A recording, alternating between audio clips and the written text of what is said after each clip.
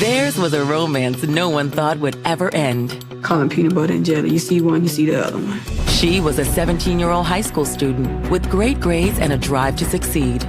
She was dealt an incredibly challenging deck of cards in her life, and what she did with them was just absolutely amazing. He was an 18-year-old basketball star, adored by family and friends. He was really like the life of the family. He just kept everybody smiling.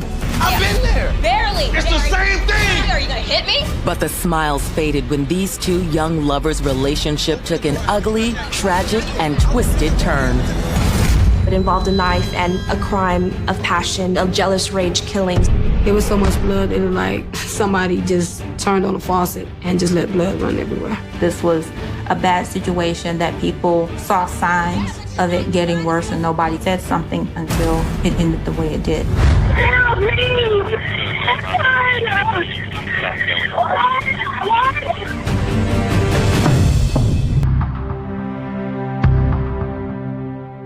November 20th, 2009. It's just days before Thanksgiving, and students across the city of San Antonio are looking forward to their impending school break. But in East San Antonio, two teens will never get the chance to enjoy the holiday. At 4:30 p.m., a desperate 911 call comes into area dispatchers. On the line is 17-year-old Tiffany James.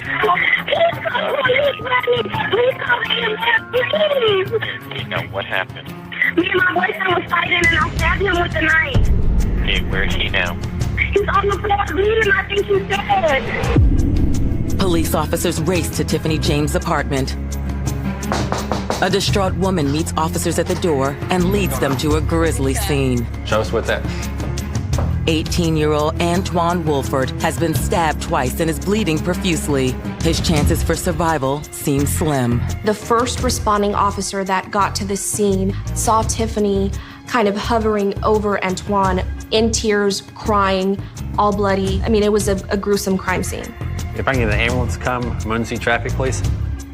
Several minutes had gone by, and by the time EMS got there, it was really too late. And he died. Any pulses? No pulse. Well, there's nothing we can do for him. We're gonna call this a crime scene. Can you tell me what happened? We were arguing and then he had pushed me and was stopping me and pulling my hair and he had shoved me down onto the bed and then he had pinned me and I was just trying to get up so I stabbed him. Questioning Tiffany, police are stunned to learn that the scared and diminutive teen had been the one that plunged the knife into Antoine. Did you say you stabbed him? Yes, but I only did it because he seemed like I swear, he seemed like he was going to kill me. He had been pulling her hair, he had been slapping her, he had been hitting her, and she just wanted him to stop. And that's why she stabbed him. She admitted everything that happened. She felt her life was threatened, or she would not have used that knife on Antoine. You're saying you were in fear for your life? I mean, yes. He pulled my hair and he was smacking me. Do you need an ambulance? No, I'm fine. I'm okay. But as Tiffany tells her story, police can't help but wonder if this is truly a case of self-defense. What's relevant is what was in Tiffany's mind. Did she act reasonably? And to answer that question, you have to be able to step into her mind and look at it in terms of what she had experienced firsthand at the hands of Antoine in the past. These things happened before? Yes. Today? Physically fighting? Yes. For friends of Tiffany James and Antoine Wolford, the whole situation seemed unfathomable. No one can imagine how a love affair like theirs had been severed in such a bloody fashion. Both Tiffany James and Antoine Wolford were products of a tough upbringing in a rough and tumble section of East San Antonio. Sam Houston High is known for having a lot of challenges and a lot of troubles with students there. Fights, gang activity, high absentees, a lot of dropouts. Attempting to rise above these difficult circumstances was Tiffany James. Born in 1992, she was a model student. She was polite, she was kind, she was a good student, trying to do the right thing.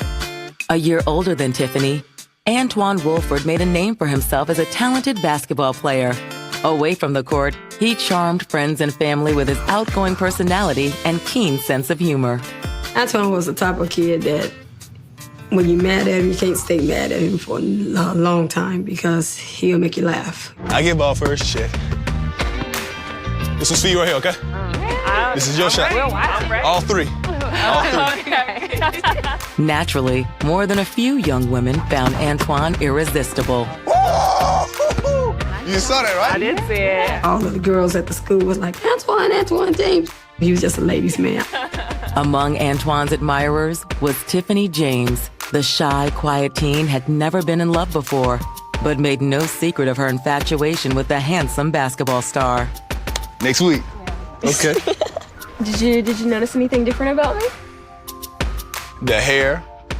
Oh, Antoine! I like that. She had everything with Antoine's name on it. Pants with Antoine's name going down on the side and everything. She like, that's my man.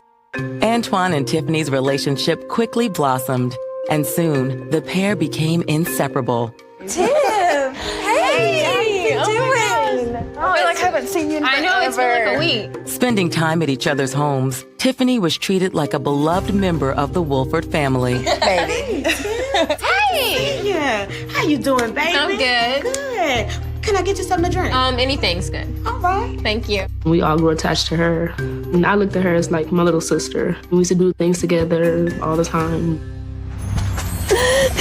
Mom's not looking, right? I love you. I love you too. Really? Mm-hmm. As the relationship intensified, it became almost impossible for Tiffany and Antoine to keep their hands off each other. It was the first time that she actually had intercourse or sex. She said it just happened. It just seemed natural. It just seemed that it was okay to do this. But a few months later, Tiffany realized she was pregnant. Antoine came to me to tell me that Tiffany was pregnant. I went out for him. And he was like, no, I didn't ask you to help me take care of her. I can take care of her and the baby myself. On June 11, 2007, a day before her 15th birthday, Tiffany James gave birth to a baby boy, Alex. They were good parents. He spent most of his time with my brother. And on the days that he was with his mom, she was good with him, too. Even with the hardships that lay ahead, the couple made it work. 18-year-old Antoine left school and went to work to support his family. Despite the added pressure of parenthood, Tiffany continued to flourish at school. Her success even caught the eye of a local newspaper. We wanted to kind of get on the inside and see what it was like for the students. It was refreshing when they found Tiffany, who seemed to have such a bright future. To most, Tiffany and Antoine's relationship had never looked stronger. But behind closed doors, problems were beginning to surface. Articles and papers and, oh, she saw this and Tiffany saw that. For once, it's not, oh, Antoine this, Antoine that. For once, I have my name in the spotlight and you don't like that. The big article on her was a bone of contention between Tiffany and Antoine. She was thrilled, she was excited, but he really didn't like that. You're mad because you're not the only one in the spotlight anymore? Lied to the whole entire town, the freaking universe. Sorry, You're not this perfect straight-A student. That's not real. You're not great. You're not no perfect person at the house. I think he saw her drifting away from him, moving toward a professional career in the future. But another factor also began to wreak havoc on their relationship: drugs. I can smoke weed, what?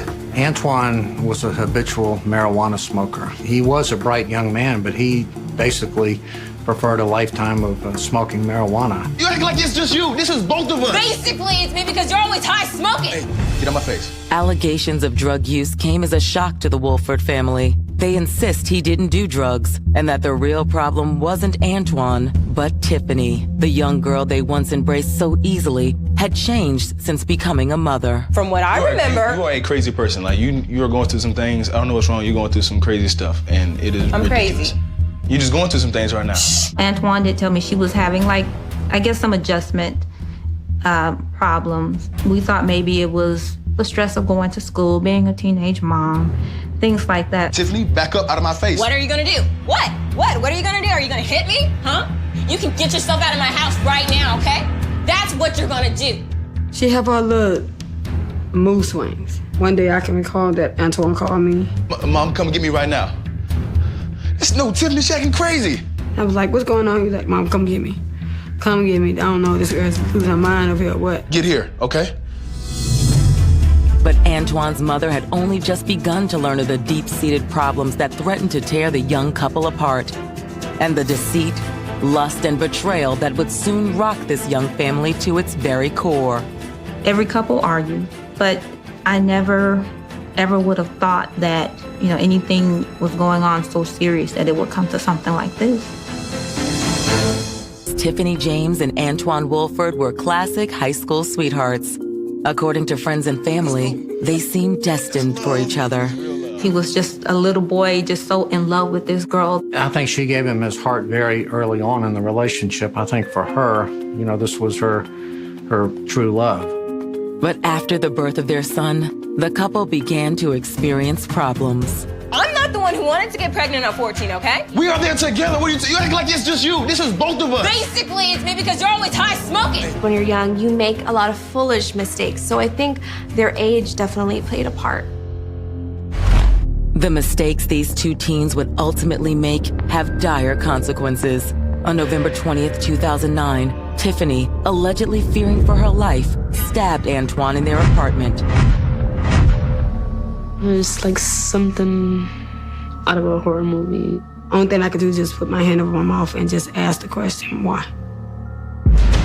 As responding officers cordon off the area, detectives begin processing the grisly scene. So what you got? It looks like a stabbing. Any other weapons? Not that I've seen. See one stab wound, is there? Any more? At least one in the front. Examining Antoine's body, they observe stab wounds to both his chest and back. Where do you think this started? Looks like in the bedroom. Well, let's check that out. Blood is found in several rooms throughout the apartment. It was so much blood, it was like somebody just turned on a faucet and just let blood run everywhere.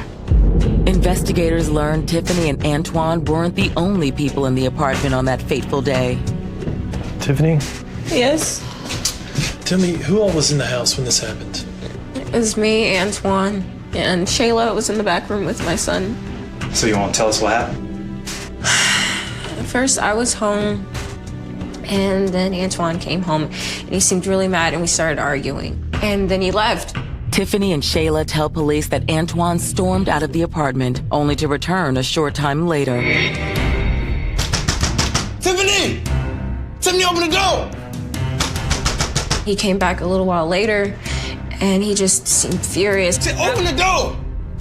Get it, open the door! I don't know if he was on something, maybe, but he just started pounding on the door, yelling and screaming, and I was scared. He started pounding on the door so hard that the windows were rattling. I won't get in there one way or the other, Tiffany. Get it, open the door! She got scared and went to the kitchen and grabbed a knife. There was a knife on the counter. It was, just like a steak knife or something, and I grabbed it. Open the door! It was in my hand. Why you got a knife? What, you gonna cut me? And then he came into the house, and we started yelling. Yeah, if you don't get your shit and get out, then yes, I will cut you. Whatever. Listen. I would take her knife and cut you myself, okay? Calm down. She believed that he was in some sort of drug-fueled rage, and she was just in terrible fear that she was imminently going to die. Tiffany says the altercation continued into the bedroom, where Antoine forcefully pinned her to the bed. He started shoving me around, and he pulled my hair, and he was smacking me. She said it hurt. He slapped her around in the face, and she said, I had to get him off of me. She pushed, she had a steak knife in her hand, ended up stabbing him in the chest. He kept attacking her. As the struggle continued, Tiffany stabbed out at Antoine again, this time sending the knife into his back. I don't think either of them fully realized what had happened until he collapsed, and the apartment became very bloody very fast. A dazed Antoine then stumbled through the apartment, leaving a trail of blood behind him.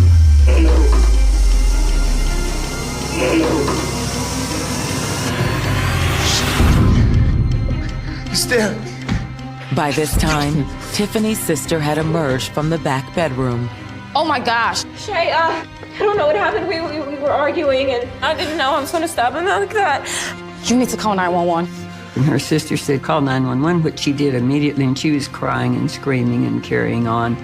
And they had a hard time communicating with her. Where did you stab him? What part of his body?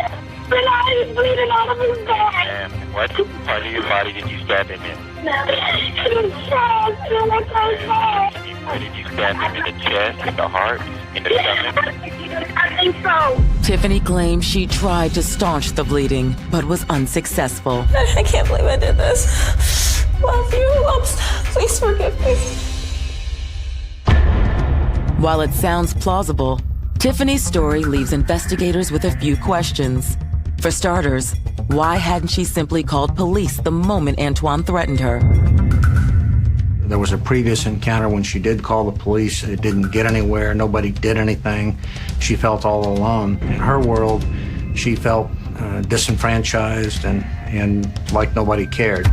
At this point, all detectives know for certain is that Tiffany had admitted stabbing Antoine, which gives them enough probable cause to place her under arrest.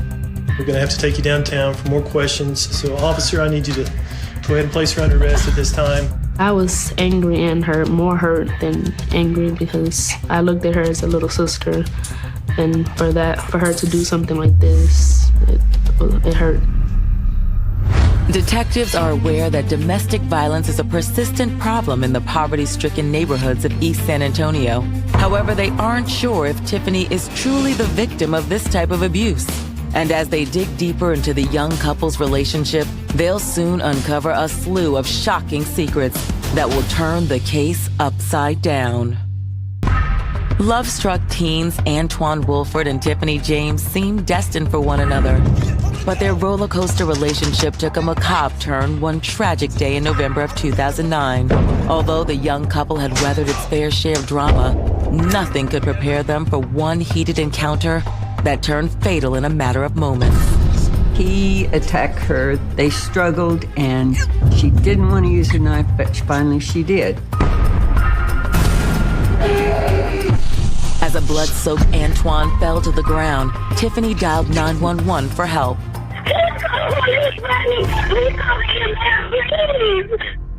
In order to continue questioning Tiffany, investigators book her for murder and take her into custody. But Tiffany insists the stabbing had been an act of self-defense. The knife will go in. I was just trying to scare him off. That was it. There was blood everywhere. I called the police because I don't want him to die. I just wanted him to stop hitting me, let go of my hair and leave. That was it. According to Tiffany, this wasn't the first time Antoine had gotten physical with her. He's been upset like this before, though? Yes, and I've called the police because I had went to my dad's house and he seen my lip or whatever. It's not the first time we fought before. He told her that if she didn't call the police, he was going to. And so they called the police. Pulling the incident report, Tiffany's story appears to check out. Still, detectives are curious about one detail. The problem is she never actually followed up and filed a complaint against him. And if Antoine did have a violent streak, why hadn't Tiffany simply walked away from their relationship? Many times people think, why didn't she leave? Why didn't she get out of there? But if you look at it from her point of view, this was the man she loved. Even though they were both kids, nevertheless, she loved him. Given Tiffany's statement and the prior report, police are beginning to wonder if this might have been a case of justifiable homicide after all. She was absolutely 100% convinced in her mind that he was going to kill her because of his previous, abusive actions. And she essentially reacted instinctively. But before police release Tiffany, they decide to reach out to Antoine's family. Hello, this is Miss Wolford? Mm-hmm. My name's Detective Dwayne Smith. I'm investigating your son's death, Antoine. Did you know of any kind of domestic abuse? Oh, no. I never heard anything like that. Not from anyone. Despite Tiffany's assertions, Antoine's family vehemently denies he ever laid a finger on her. I ain't never seen him being bothered. I didn't raise him like that. In fact, Antoine's mother tells police it was just the opposite. You need to be checking out Tiffany. I call her Moody. One day she could be the sweetest thing. sweetest, quietest thing, and the next thing is like the exorcist on another side. She would come by every day, so I know these things. She was mean, honey. All right, well, thank you, ma'am. And you were the roommate of Antoine Walford? Right. Was there ever any reports of domestic violence, abuse? As detectives continue their investigation, a darker side of Tiffany begins to emerge. She might have been a very pleasant, a very soft-spoken person at school, but all bets are off when it comes to love. She was very jealous, and that sometimes turned violent. Speaking with Antoine's friends and family, detectives quickly pinpoint the source of Tiffany's jealousy. Okay, well, just one more thing. Do you happen to know if he was in any other relationships while he was seeing Tiffany? He was. Give me some of the names of those girls. It was well known that he just didn't have one girlfriend. He had various girlfriends. Tiffany wasn't the only one. Did you get any names? Yeah, I got some names here. He was in several relationships. So there may have been some jealousy here. But the biggest bombshell was still to come. Not only had Antoine been unfaithful, he'd also impregnated another woman 3 months before Tiffany gave birth to their son, Alex. We were shocked to find out there was another child. They did a DNA test, and it turned out to be my brother's. You look good. Wow. Adding insult to injury, Tiffany later learned that Antoine had been carrying on a steamy affair with a third woman, which had resulted in another child. He was working, and she saw the check stub where they garnished his wages for child support, and that's how she knew there was the third child. I would have a hard time believing that she didn't have a problem with it. And personally, as a woman and as a mother, I would have a problem with it. Given this shocking information, police can't help but wonder if Antoine's two-timing ways had finally pushed Tiffany to the brink. But as police dig deeper, they uncover a breathtaking revelation, one that explains. In San Antonio, Texas, 17-year-old single mom and star student Tiffany James remains in police custody, having confessed to fatally stabbing her 18-year-old boyfriend, Antoine Wolford. She insists the deadly act had been committed in self-defense. This was the culmination of a 4-year relationship that, according to Tiffany, had been abusive, and she kind of broke and did what any battered woman would do eventually. For those close to Antoine, the abuse allegations are met with extreme skepticism. They assert Antoine was the real victim in the relationship. A lot of people said that Tiffany was the aggressor. Tiffany was the one that constantly berated him in front of all of his friends, all of his family, and he just put up with it. And Antoine's family claims the abuse Tiffany inflicted wasn't just verbal in nature. He used to have a lot of scratches up on his neck. They were like, look, mama, look what she did. But police also know that Antoine is no angel. There's no indications he was ever faithful to her. He had fathered 3 babies with 3 different women. He didn't hold a job. He didn't complete his education because his priority in life was to smoke marijuana. Even so, detectives still aren't convinced Tiffany's attack on Antoine was justified. This wasn't a whodunit. The question they really had to answer was, who's the bad guy in this situation? Was she a battered girlfriend, or was she a spurned lover, jealous over her boyfriend's 2 other babies with 2 other women who lashed out in violence when it could have been resolved another way? The idea that Tiffany instigated the attack on Antoine gains traction when detectives learn from Antoine's family that he wanted out of the relationship. He was trying to leave, and she didn't want him to leave. Antoine had had enough. He didn't want to be with her anymore, and she didn't know how to take that. Armed with this new information, detectives decide to re-examine Tiffany's tearful interrogation video that had been recorded shortly after the stabbing. In doing so, it becomes clear Tiffany and not Antoine instigated physical contact. He was like getting ready to turn, like he was getting ready to leave. We were standing face to face arguing. He just threw the cooler at me. That's when I had pushed him. She said by her own admission that she started the physical confrontation. Other portions of the interview give detectives further reason to suspect Tiffany intended to hurt or even kill Antoine. After all, why would she open the door to the apartment when she was safely locked inside? If you're so afraid of somebody, why unlock the door? Why grab a knife? Call the cops. Let them handle it.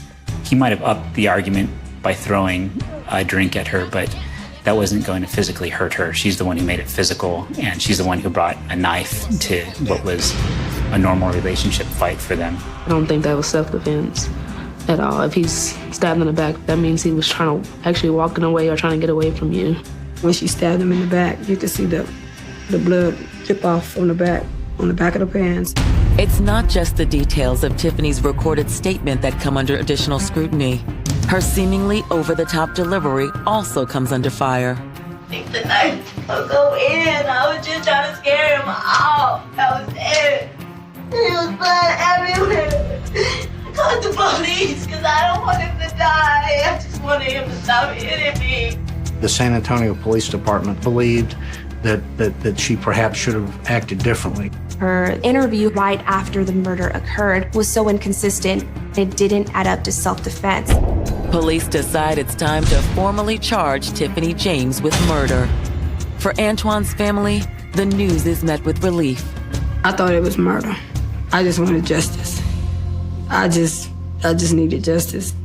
But as Tiffany's trial draws closer, her story makes news nationwide. She receives a groundswell of support and becomes a symbol for abused women across the country. They called this an American tragedy.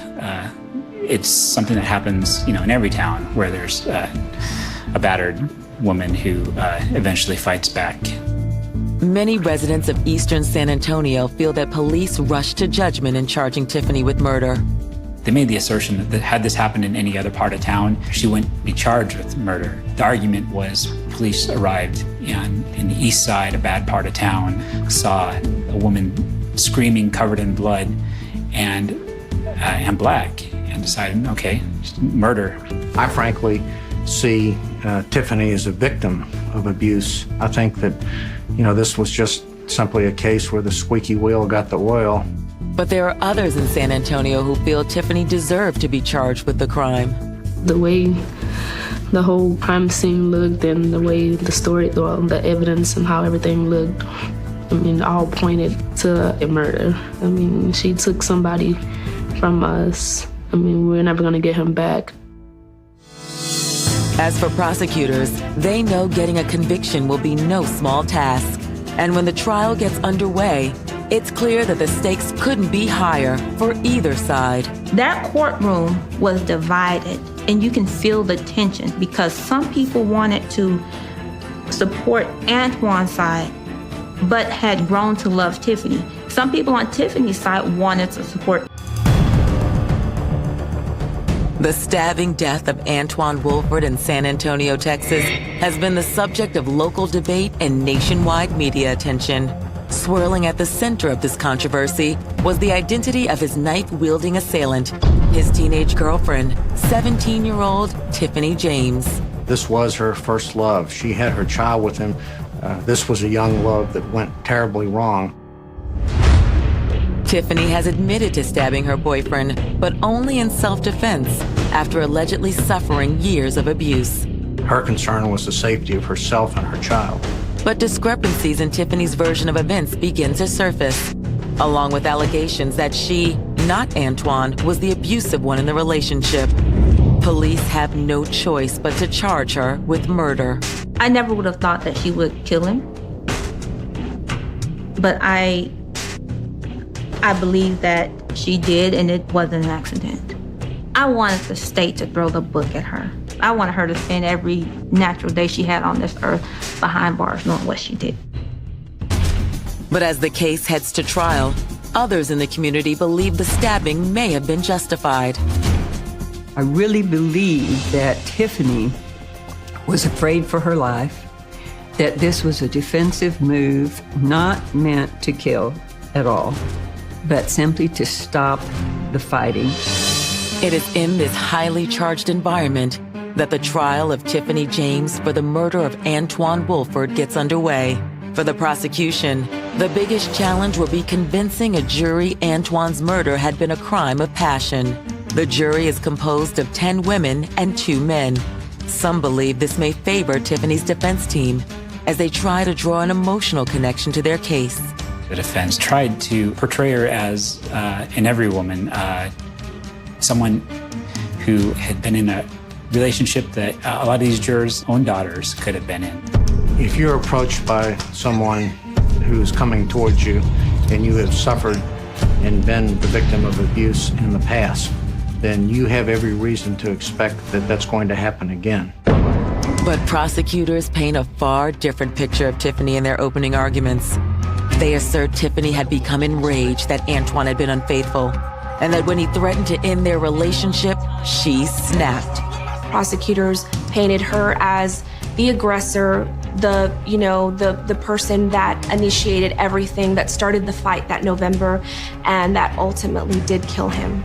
She was this spurned lover who was jealous because he had impregnated 2 other women, and that's why she broke. To back up their theory that Tiffany physically instigated the fight that led to Antwon's murder, prosecutors play her interrogation video. In it, Tiffany admits to pushing Antwon before the stabbing. He came back and just threw the Kool-Aid at me. That's when I had pushed him, and he pushed me. Okay. And when he pushed you, did you... No, because he grabbed after I pushed him, he grabbed for me. And as prosecutors are quick to point out, Tiffany had several opportunities that day to avoid the confrontation altogether. She had locked him out of her apartment. She could have called police. She didn't need to grab a knife. So if you're looking at this from a prosecution point of view, you can't start the fight and then claim self-defense.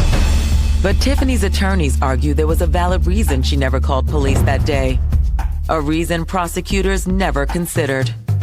A lot of people on the East Side, they don't want to call the police. They don't want to tell on someone. They don't want to be a snitch. I think there's absolutely a mistrust of the police department in poor neighborhoods everywhere. I don't think they understood the world that she lived in.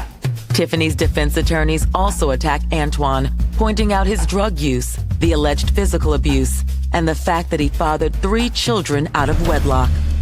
It just made me mad because they're just slandering his name. They're just making him seem like a monster, and he's not. That's when the defense makes its boldest play yet. To the surprise of many, they call Tiffany James to the stand in her own behalf. Fighting back tears, she recounts her rocky relationship with Antwon. She was very remorseful and very emotional from the moment she started testifying. She expressed that she did not want Antwon to die. She just wanted him to stop abusing her. For those hearing Tiffany's words for the first time, it's obvious she still cares deeply for Antwon. You kind of got the feeling she still loved him, and she was almost punishing herself already. However, Antwon supporters aren't swayed by Tiffany's tearful testimony. The tears she shed, I don't think they were remorseful. If you pick up a knife, if you open a door, what do you mean to do? You are going to use that weapon if you pick it up. And that's exactly what she did. Perhaps, but it's impossible to deny that Tiffany's testimony packs a powerful emotional punch. And with closing arguments fast approaching, Tiffany's lawyers have one last stunning yet risky card to play. They hope to convince a jury that Antwon Woolford and not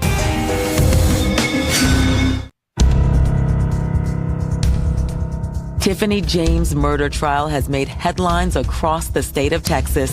Accused of stabbing her boyfriend Antwon Woolford to death, Tiffany claims she committed the act in self-defense after suffering years of abuse.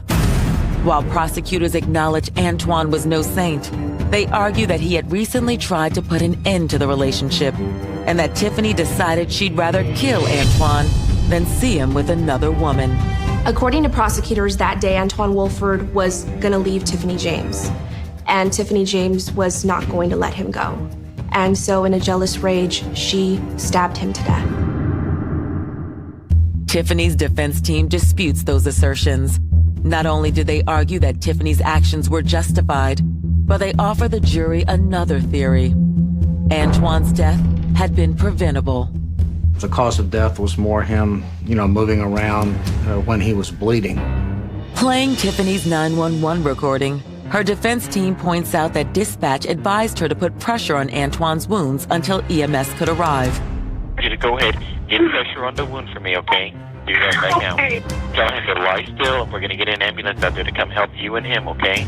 Okay. She wanted to do that, and he just slung her aside. And by this time, he had been going through the house, walking around. He would not allow her to apply pressure. We believe that his jealousy of her, his anger towards her, his abuse towards her consumed his reasoning. It's a bold assertion, to be sure, but Tiffany's defense team believes they had the evidence to back it up. He was on drugs at that time. He was definitely affected, and he didn't feel the pain. Her side painted Antoine as this young black male from the East Side who did drugs, ran women, and basically abused Tiffany. I think that her side used the fact that Antoine couldn't speak for himself at that moment to maim his character. Was this unflattering characterization of Antoine enough to convince the jury that Tiffany should be found not guilty by reason of self-defense? As the jury breaks for deliberations, Tiffany's fate remains unclear. I was so nervous, I couldn't sit still. And there was a lot of thoughts was going through my head. Is she'll walk out of here not guilty or guilty? On July 26, 2012, after 9 hours of deliberation, the jury announces they have reached a verdict. Inside the courtroom, the tension was palpable. I could feel the tension in that courtroom. One whole side of that courtroom was filled with Antoine's family and relatives. And the other side was pretty well filled with Tiffany's family and relatives. Finally, the verdict is read. Tiffany James is found guilty of manslaughter. She was charged with murder. The jury instead found her guilty of manslaughter, which is a lesser offense. It looks like they kind of picked a middle road and didn't find her to be a murderer, didn't find her to be completely scot-free due to self-defense. For many in the courtroom, the verdict provides little comfort. You could just see Antoine's family was just devastated. Their faces just said it all. They were just shocked. Like, what? Did they just say manslaughter? I just wanted to scream, but the only thing I had to do was just put my hands under it and just rocked, and tears just falling. The following day, a judge sentences Tiffany to 9 years in prison. It's like my heart dropped. I was just shocked to find out that she was only getting 9 years. She can still have her life after the 9 years. She's still able to go on with her life after she does her 9 years. So we can't get my brother back. Tiffany got her hopes up that maybe she would get a long probation period. So it was devastating to her when she was found guilty. Again in the courtroom, she really broke down. While the trial is over, the question still lingers. Was this a crime motivated by jealousy, or had a battered young woman finally reached her breaking point? Well, there's two sides to every story, and you have prosecutors saying she used this knife and it was murder. She was in a jealous rage. She didn't want to let Antoine Wilford go. According to the defense, Tiffany James feared for her life and she stabbed him to death in self-defense. I'm still trying to figure out what happened. From the day he got killed, from the day we went to court to now, I have to live with this. And I'm still trying to figure out what happened to my child. Though the truth may never be known, one thing is certain. Two families will be forever haunted by a story of young love that unfolded like a Greek tragedy. Why? Why did she do it? What was the reason? The dynamic skyline of Chicago, freezing under a brutal, bone-chilling blizzard in December 1978, hid a dark, pulsating malice that would choke the Midwest for generations. But nothing could prepare the tight-knit blue-collar community of Des Plaines for the pure, unadulterated terror that struck the night 17-year-old high school track star and honors student Timothy Vance vanished without a sound. His family's modest suburban home sat perfectly undisturbed. The television set hummed with late-night static in the den. A half-eaten plate of pot roast sat cooling on the linoleum kitchen table, and his freshly washed running shoes remained placed neatly by the back door, as if he had simply stepped across the threshold and dissolved into the sub-zero wind. There were no violent signs of a forced entry, No shattered window panes catching the streetlights, and no trace of blood to alert the initial patrol units, creating an agonizing tactical vacuum that paralyzed the early hours of the investigation. Within a day, a chaotic blitz of yellow crime scene tape cordoned off the snow-covered block, but every canine line died instantly at the curb of the icy avenue. Every neighborhood canvas hit an absolute brick wall of silence, and the sudden disappearance curdled into an urban nightmare.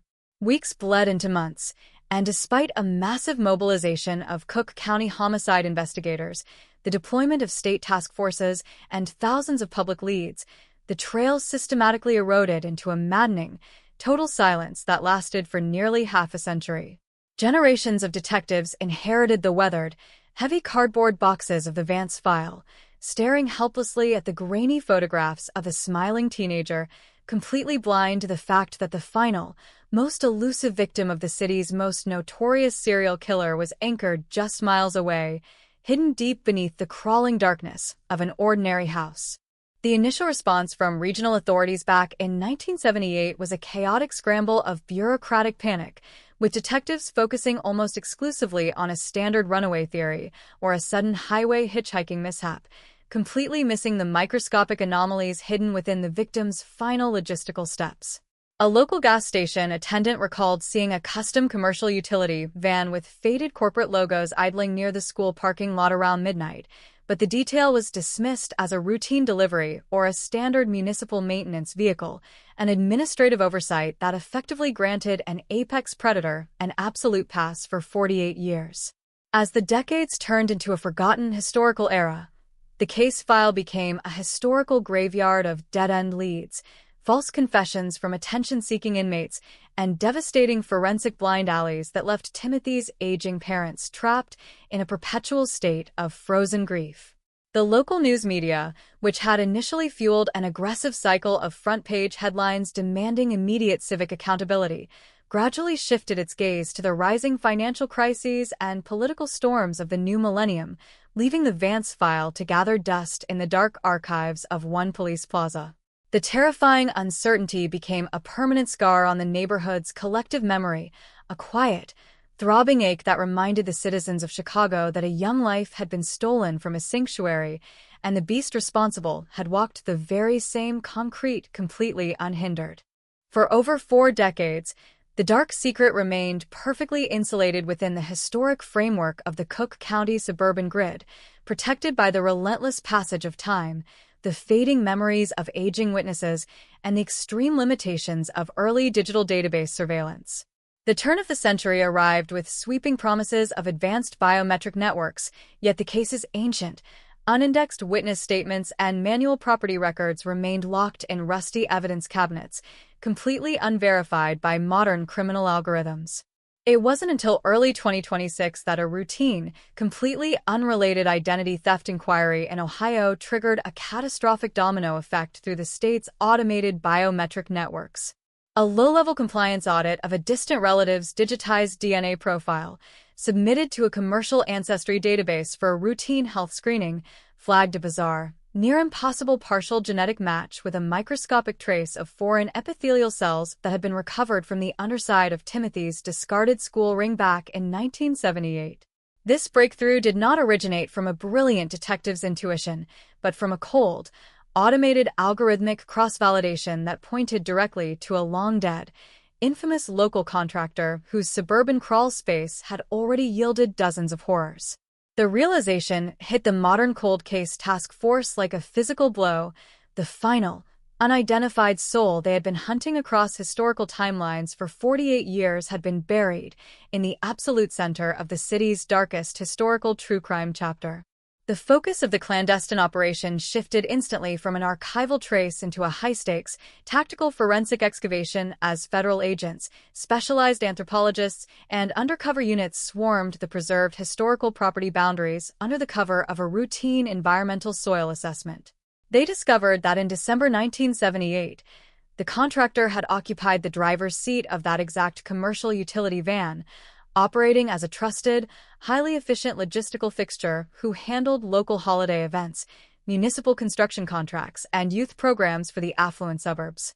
His historical employment logs, pulled from obsolete paper archives, revealed a chilling, unexplained sequence of late-night warehouse supply transfers he had personally executed in the hours leading up to Timothy's disappearance. Modern digital reconstruction of the original recovery zone showed that a specialized tool from his personal garage had been utilized to sever the tracking parameters of the boy's daily routines, an authoritative piece of physical access that allowed him to step across his threshold without ever making a sound. The horrifying truth began to crystallize. The predator had utilized his intense professional invisibility to study schedules, map private vulnerabilities, and execute total erasure, without a single neighbor ever suspecting the man who ran the local community parades. The dynamic of the breakthrough identification was executed with absolute precision on a quiet Tuesday afternoon as federal prosecutors unsealed the definitive genetic matching files, their contents transforming a frozen historical record into a definitive declaration of forensic victory. Inside the preserved storage archives of the Cook County Medical Examiner's Office, which had held the unidentified skeletal remains known only as victim number 28 since the late 70s, modern forensic teams deployed next-generation DNA sequencing and macromolecular vacuum systems. They uncovered a hidden biochemical match locked deep within the dense bone marrow matrix of the skeletal remains, matching the reference samples held by the surviving Vance family with an absolute, unassailable statistical certainty of 1 in 112 billion. The discovery sent an immediate shockwave through the entire Illinois justice system, instantly exploding the 48-year-old cold case into a sensational national news line and forcing the community to confront the terrifying reality that the final puzzle piece of a historic monsters campaign had finally been locked into place. As the forensic analysis of the preserved skeletal remains progressed, behavioral analysts began a total reconstruction of the killer's final operational weeks, exposing a terrifying pattern of absolute, unyielding compartmentalization. The predator had lived a highly public double life, receiving quiet commendations from the local civic groups for his decades of philanthropic service, helping local political campaigns, and even assisting the early construction units with municipal developments. He had stood shoulder to shoulder with local business leaders during the early charity drives, smiling before the flashing cameras while actively burying the physical proof of his depravity deep within the dark earth beneath his own living room floorboards. The recovery of the definitive physical indicators inside the molecular laboratory proved that he derived an intense, ongoing gratification from his ability to completely blind the local precinct squads, using his status as a trusted contractor to completely neutralize any shadow of suspicion. The legal and forensic communities recognized that this random genetic match would fundamentally alter the methodology of modern cold case detection, proving that the absolute resolution to historic crimes is often hidden within the random data streams of ordinary citizens. Outside the barricaded Des Plaines property, public outrage and collective shock intensified on DAP, with hundreds of locals gathering to place white roses and candles near the suburban blocks Timothy had walked for the final time. The metropolis was suddenly forced to re-examine the concept of community safety through a warped, terrifying lens of absolute vulnerability, realizing that the master keys to their neighborhoods, their schools, and their children's trusts were often held by men whose true identities were completely invisible to the surface.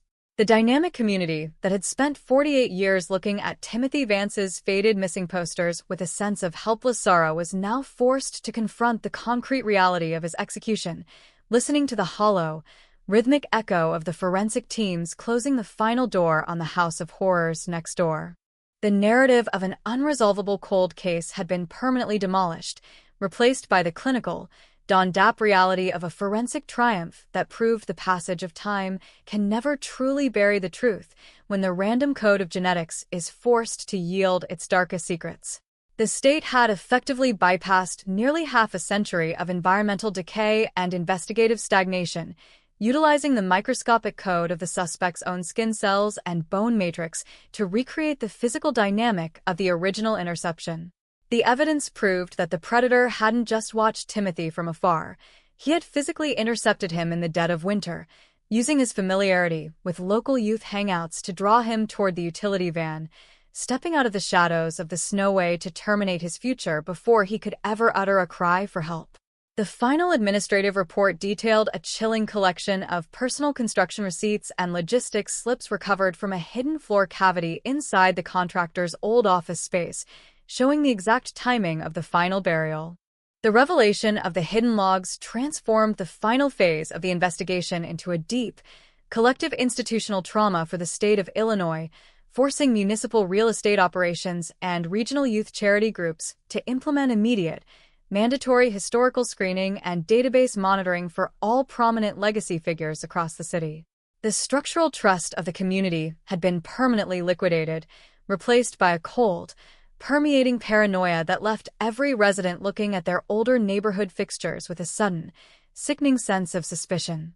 The dynamic Midwestern city stood in a state of quiet, solemn reflection as the final transport vehicles removed the physical remnants of the historical case files, closing the book on an administrative mystery that had lasted for nearly 5 decades. The ghost of Timothy Vance had finally broken through the false walls of the city's darkest memory, stripping the mask of anonymity from his deceased captor's final act and forcing the world to confront the absolute, undeniable truth of his story, while the community he left behind watched in breathless, trembling awe as the light of justice finally illuminated the darkness next door. The expanding forensic matrix surrounding the Cook County records grew increasingly dark as the state moved past the physical identification of the remains and plunged into the terrifying operational timeline of the killer's final month of activity.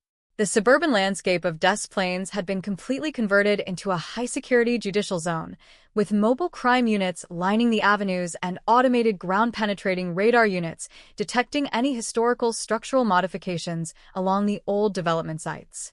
Inside the command hub of the Chicago Police Department's Cold Case Squad, detectives began pinning heavy red evidence markers onto a localized geospatial mapping grid, tracking the contractor's historical property developments from 1975 to 1978 across multiple municipal sectors. The digital visualization exposed a chilling reality. Every time the contractor acquired a new commercial service contract, local records registered an unexplained structural variance or a localized, unexplained disappearance of old student files. The realization that they were analyzing a crime scene constructed by an active, invisible predator who utilized a developer's blueprint and a public charity profile as his personal weapons of interception turned the administrative inquiry into a breathless confrontation with a master level of psychopathic camouflage. The prosecution's immediate objective for the upcoming grand jury presentation was to completely neutralize any remaining legal arguments regarding evidence cross-contamination by establishing a flawless, microscopic link between the physical components of the old crawl space excavations and the private items the killer used daily in his business operations. The state stepped to the central podium, presenting a newly unsealed forensic catalog detailing the extraction of secondary biological material from an item that had remained hidden inside the structural framework of the archived evidence vaults. This pristine chain of custody completely bypassed the common public storage spaces, effectively proving that the identification of the bones was executed with absolute scientific precision by the hands of the modern task force. To deliver this forensic cross-validation with absolute scientific precision, the state called to the stand Dr. Helena Rossi, a senior molecular geneticist from the Department of Homeland Security's Advanced Biometric Unit. Dr. Rossi displayed a series of high-magnification, color-coded electron microscope scans that isolated the structural components of the heavy industrial tools and cordage that had been recovered from the contractor's primary garage tool chest decades ago. Using advanced vacuum-assisted localized macromolecular extraction, our team isolated deep-layer epithelial cells embedded within the rubberized impact grips of these heavy construction tools, Dr. Rossi testified, her clinical tone cutting through the dense silence of the gallery. These are high-impact transfer cells, forced into the material by intense physical compression during the manual excavation of the trench lines. The genetic markers extracted from these deep tool handles matched the profile of the contractor with an absolute, unassailable statistical certainty of 1 in 112 billion. The courtroom watched in absolute fixation as the data strands on the screen locked into a flawless, overlapping alignment with the victim's reference sample, leaving the gallery entirely paralyzed. The state had effectively bypassed 48 years of environmental decay and property development transfers, utilizing the microscopic structure of the tools themselves to recreate the physical dynamic of the execution phase. The evidence proved that the killer hadn't just found a convenient void in the ground. He had personally excavated the trenches, his own skin cells crushed into the handles of his tools by the brute force of his labor, leaving his biological signature stamped into the heart of the secret repository. The current investigators sat perfectly still at the table, their fingers flat against their folders, completely unmoving as the early digital tracking parameters were laid bare before the panel. The state then shifted its focus from the molecular universe back to the physical Earth, exposing a chilling trail of logistical preparations that proved the interception of Timothy Vance was a cold, premeditated calculation rather than a sudden, spontaneous crime of opportunity. The state introduced into evidence a series of long-lost land alteration permits and structural blueprint copies from November 1978, which had been recovered from a locked iron trunk beneath the contractor's old business desk.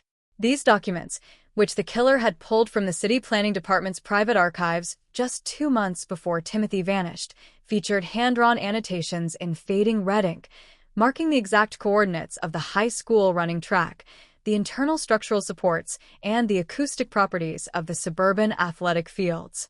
The structural mapping experts called by the state testified without hesitation that the tight, precise script on the margins of the blueprints belonged exclusively to the contractor, detailing specific notes on the area's natural sound dampening zones and the visual blind spots of the early generation neighborhood patrol patterns. One chilling notation, written adjacent to the exact coordinate of the track's stadium entrance, read, "Acoustic dead zone." Heavy winter snow piling completely occludes any vocal frequency from the service ramp after 2200 hours. Rear access bypass handles the secondary gate lock without resistance. Entry profile, zero noise. The presentation of this document caused a violent shudder to pass through the gallery, stripping away the last remaining illusion that the killer had simply made a sudden, chaotic error. It proved beyond any shadow of a doubt that he had spent his winter months scouting the school grounds like a military strategist, mapping the structural vulnerabilities of his final target before he ever stepped across the threshold. The afternoon session took a deeply emotional and destabilizing turn when the state called to the stand 78-year-old Raymond Vance, Timothy's surviving older brother, who had spent his entire adult life running an independent, multi-generational campaign to keep his sisters' and brothers' memories alive in the public consciousness. Vance walked to the stand with a slow, heavy gait, his face a weathered landscape of decades of grief, but his eyes were filled with a fierce, unyielding resolve as he looked across the courtroom at the digital displays of the skeletal remains. He recalled a series of highly unsettling interactions that took place in the early 1980s, when local community figures had actively attempted to downplay the possibility of additional victims to protect the region's real estate values. "They told us to let it go," Vance whispered into the microphone, his voice trembling with a mixture of old age and profound betrayal that left several members of the jury panel visibly shaken. "They told us that the contractor was already dead, that the house had been demolished, and that looking for more names would only bring unnecessary shame to our suburban community. They told us that we couldn't rest at night if we kept digging up the past. But my mother couldn't rest knowing that Timothy's name was missing from the final record. To think that we walked past that property for decades. To think that the city wanted to pave over the empty spaces without ever identifying the last soul. It is a level of institutional coldness that I didn't think could exist in human society." The state produced a photograph from the family's personal archive, taken in December 1985, showing the vacant suburban lot where the House of Horrors had once stood, its surface a mask of solemn, snowy white. The image was a masterclass in institutional neglect, a silent graveyard of secrets protected by a community that wanted to forget, using collective denial as an emotional radar shield to ensure that the municipal gaze would never turn downward toward the unresolved skeletal files. In the gallery, several current residents of the Des Plaines community buried their faces in their hands, unable to look at the screen as the complete degradation of their neighborhood's history was laid bare before the world. The legal commentators broadcasting from the courthouse steps noted that the state had successfully constructed an inescapable circle of validation, binding the historical record within a cage made of molecular science, physical engineering, and private records. The narrative of an unresolvable cold case frozen in time had been transformed into a Don Dap, rapid-fire execution of justice that was systematically dismantling the history of an elite Illinois neighborhood minute by minute. The city of Chicago, wrapped in the heavy air of the July evening, waited with a collective, breathless anticipation for the case to move toward its final confirmation, knowing that the structural walls that had protected the identity of a monster's final victim for 48 years were finally being crushed into dust beneath the wheels of modern forensic truth.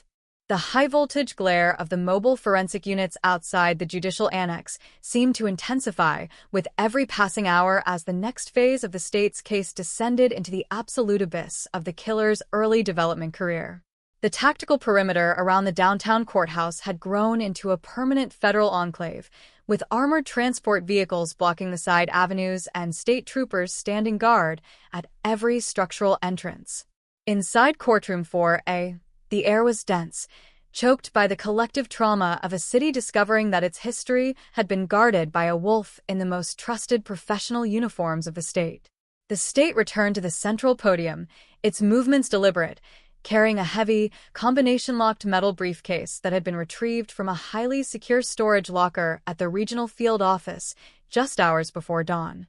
The legal strategy for the morning was unyielding: to expose the systemic, mathematical precision with which the contractor had utilized his high-level real estate and development access to actively sabotage the initial missing persons investigation during the critical transition period between 1978 and 1982.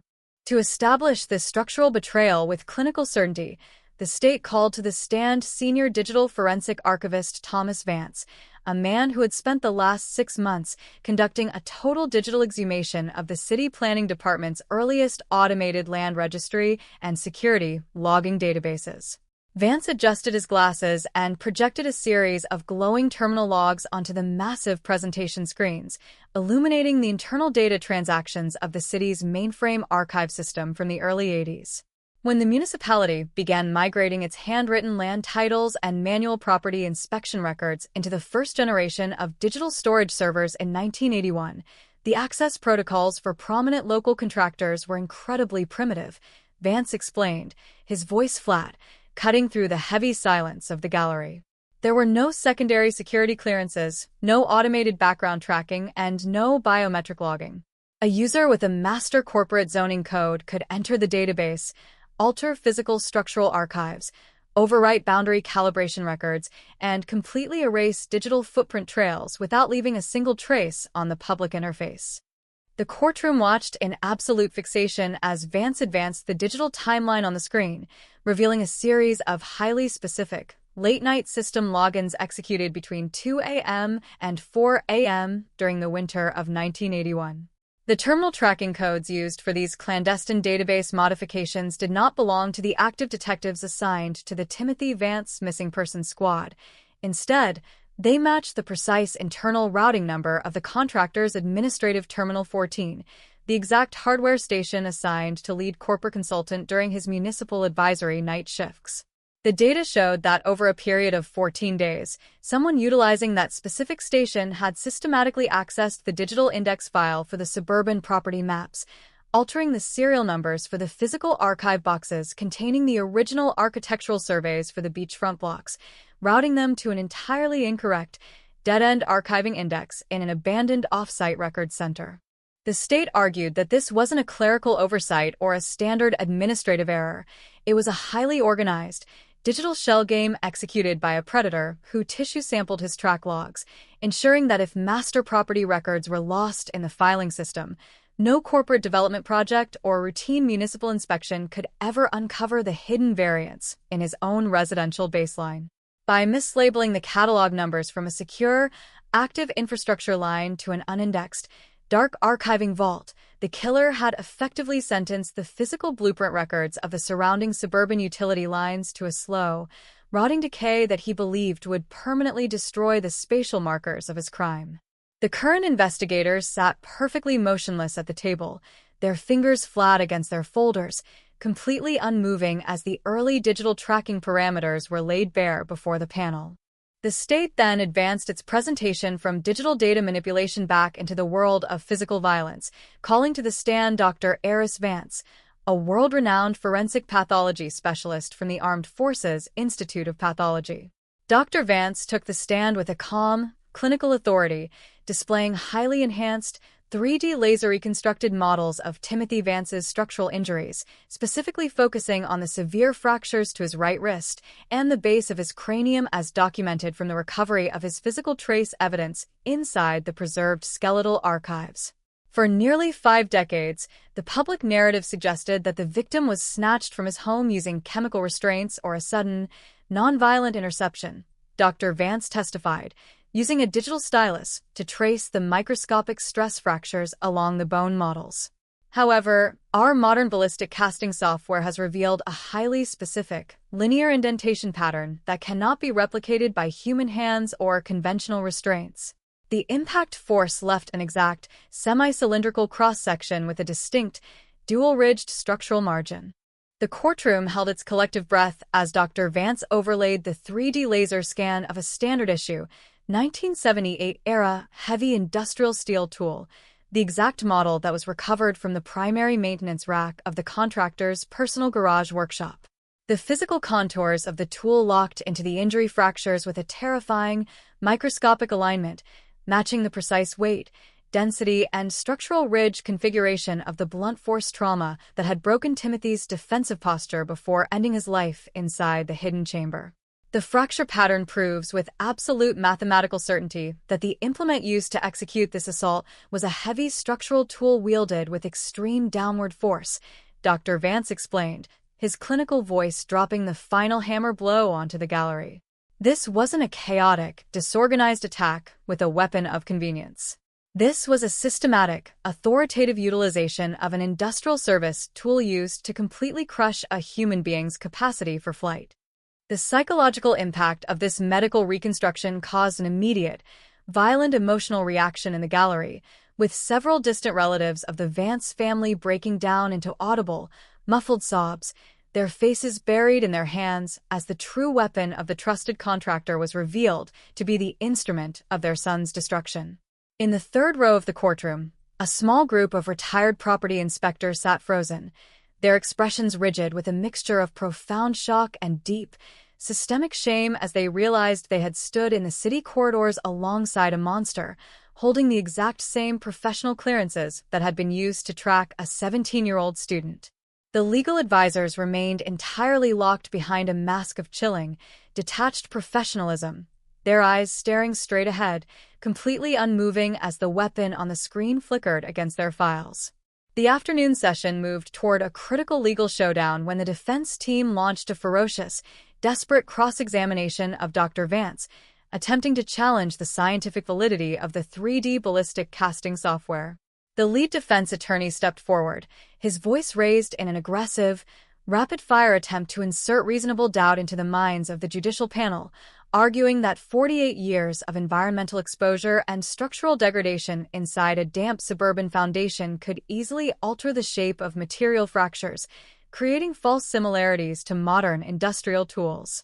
Isn't it true, Dr. Vance, that extreme moisture fluctuations, frozen soil from the Midwest, and the shifting pressure of the earth inside that sealed space could create microscopic stress fractures that mimic almost any linear object after nearly 5 decades? The attorney barked, his hands gesturing wildly. But Dr. Vance remained entirely unyielding, producing a secondary dataset derived from deep tissue mineral density testing. Encasement causes predictable surface degradation and random chemical alterations, counselor. The doctor replied coldly. It does not create a dual-ridged, structural margin with a precise engineering specification of 32 millimeters. The environment can destroy evidence, but it cannot manufacture the exact dimensions of a professional issue industrial tool. The state then introduced its final, most devastating witness for this phase, 74-year-old Beatrice Lang, who had served as a volunteer resident dispatcher at the Neighborhood Security Watch Center on the exact night Timothy vanished from his home. Lang, her voice thin but absolute, recalled a highly unusual interaction that took place at approximately 1:45 a.m., just minutes before the utility van was seen idling near the school gates. She testified that she had observed an authorized development vehicle matching the contractor's personal truck slowing down near the school's rear service path, its side spotlight scanning the perimeter before turning its beams toward the local infrastructure junction boxes. "I thought it was just a routine site check because of the ongoing winter grid repairs," Lang whispered into the microphone, her hands shaking slightly as the historical memory filled the modern room. The driver didn't get out of the truck. He just sat behind the glass, watching the property line. A few minutes later, the main telephone lines and automated tracking loops for that exact block experienced a sudden, total power failure that lasted for 45 minutes. "We assumed it was an internal fuse shorting out under the heavy winter heating load, but now I know that someone had to manually trip the main line isolation breakers at the external utility junction box near the main avenue line." The prosecution immediately produced a certified copy of the contractor's official city development log from December 14, 1978, proving that his personal corporate code was the only clearance authorized to bypass the security seals on the external utility junction box during that specific pre-dawn window. Furthermore, a physical inspection of the external junction box conducted by modern state investigators revealed that the heavy iron hatch had been opened using a specialized master maintenance passkey, the exact type of physical key that was carried exclusively on the tool rings of lead developers to manage structural emergencies. The circle of validation had tightened once again, proving that the killer had systematically utilized his position of absolute professional trust to completely blind the local communication networks, isolate his target's residence, and execute the abduction under the protective cover of an engineered infrastructure blackout. As the judge ordered a late afternoon adjournment, the legal commentators gathering on the steps of the annex noted that the state had successfully transformed the inquiry from a simple cold case resolution into a breathtaking exposure of a suburban serial predator who had used the city's own infrastructure networks as a weapon of captivity. The Don Dapp, fast-paced presentation of modern digital mapping, forensic bone casting, and historical logistics had left the defense entirely stripped of their conventional stratagems, their legal maneuvers reduced to desperate, shouting objections that were systematically overruled by the bench. The city of Chicago, wrapped in the heavy, humid air of the July evening, stood on the precipice of a total structural transformation, knowing that the ghost of Timothy Vance was systematically dismantling the legacy of a respected community figure, forcing the community to face the absolute vengeance of a truth that had finally broken through the concrete. The morning sun of July 22, 2026, failed to warm the stone steps of the Cook County Judicial Annex, where the atmosphere had hardened into a permanent state of high-alert federal security. As the next session of this landmark cold case trial commenced, the strategic momentum shifted from the physical evidence of the 1978 crime scene directly to the tracking of a terrifying, decades-long structural camouflage. The state was no longer merely prosecuting a historic murder. They were dissecting an active, systematic infiltration of the city's highest municipal development and zoning inspection command structures. Assistant District Attorney Marcus Vance stepped to the podium, his expression an unreadable mask of clinical intent, carrying an encrypted data storage drive that had been cleared for release by the Department of Justice just minutes before the opening gavel. The objective for this phase was devastatingly clear: to expose how the contractor utilized his expanding administrative access through the late 1980s and 1990s to turn the internal property development tracking networks and subterranean surveying logs into his personal defensive shield.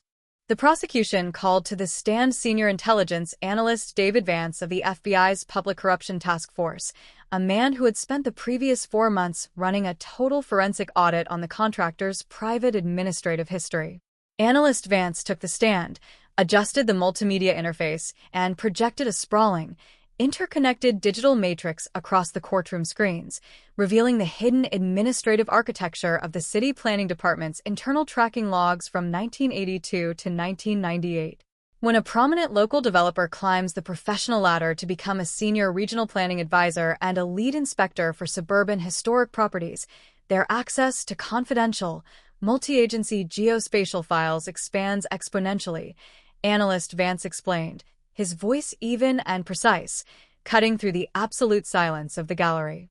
What our specialized audit has revealed is that the contractor did not merely accept these high-profile corporate appointments for career advancement.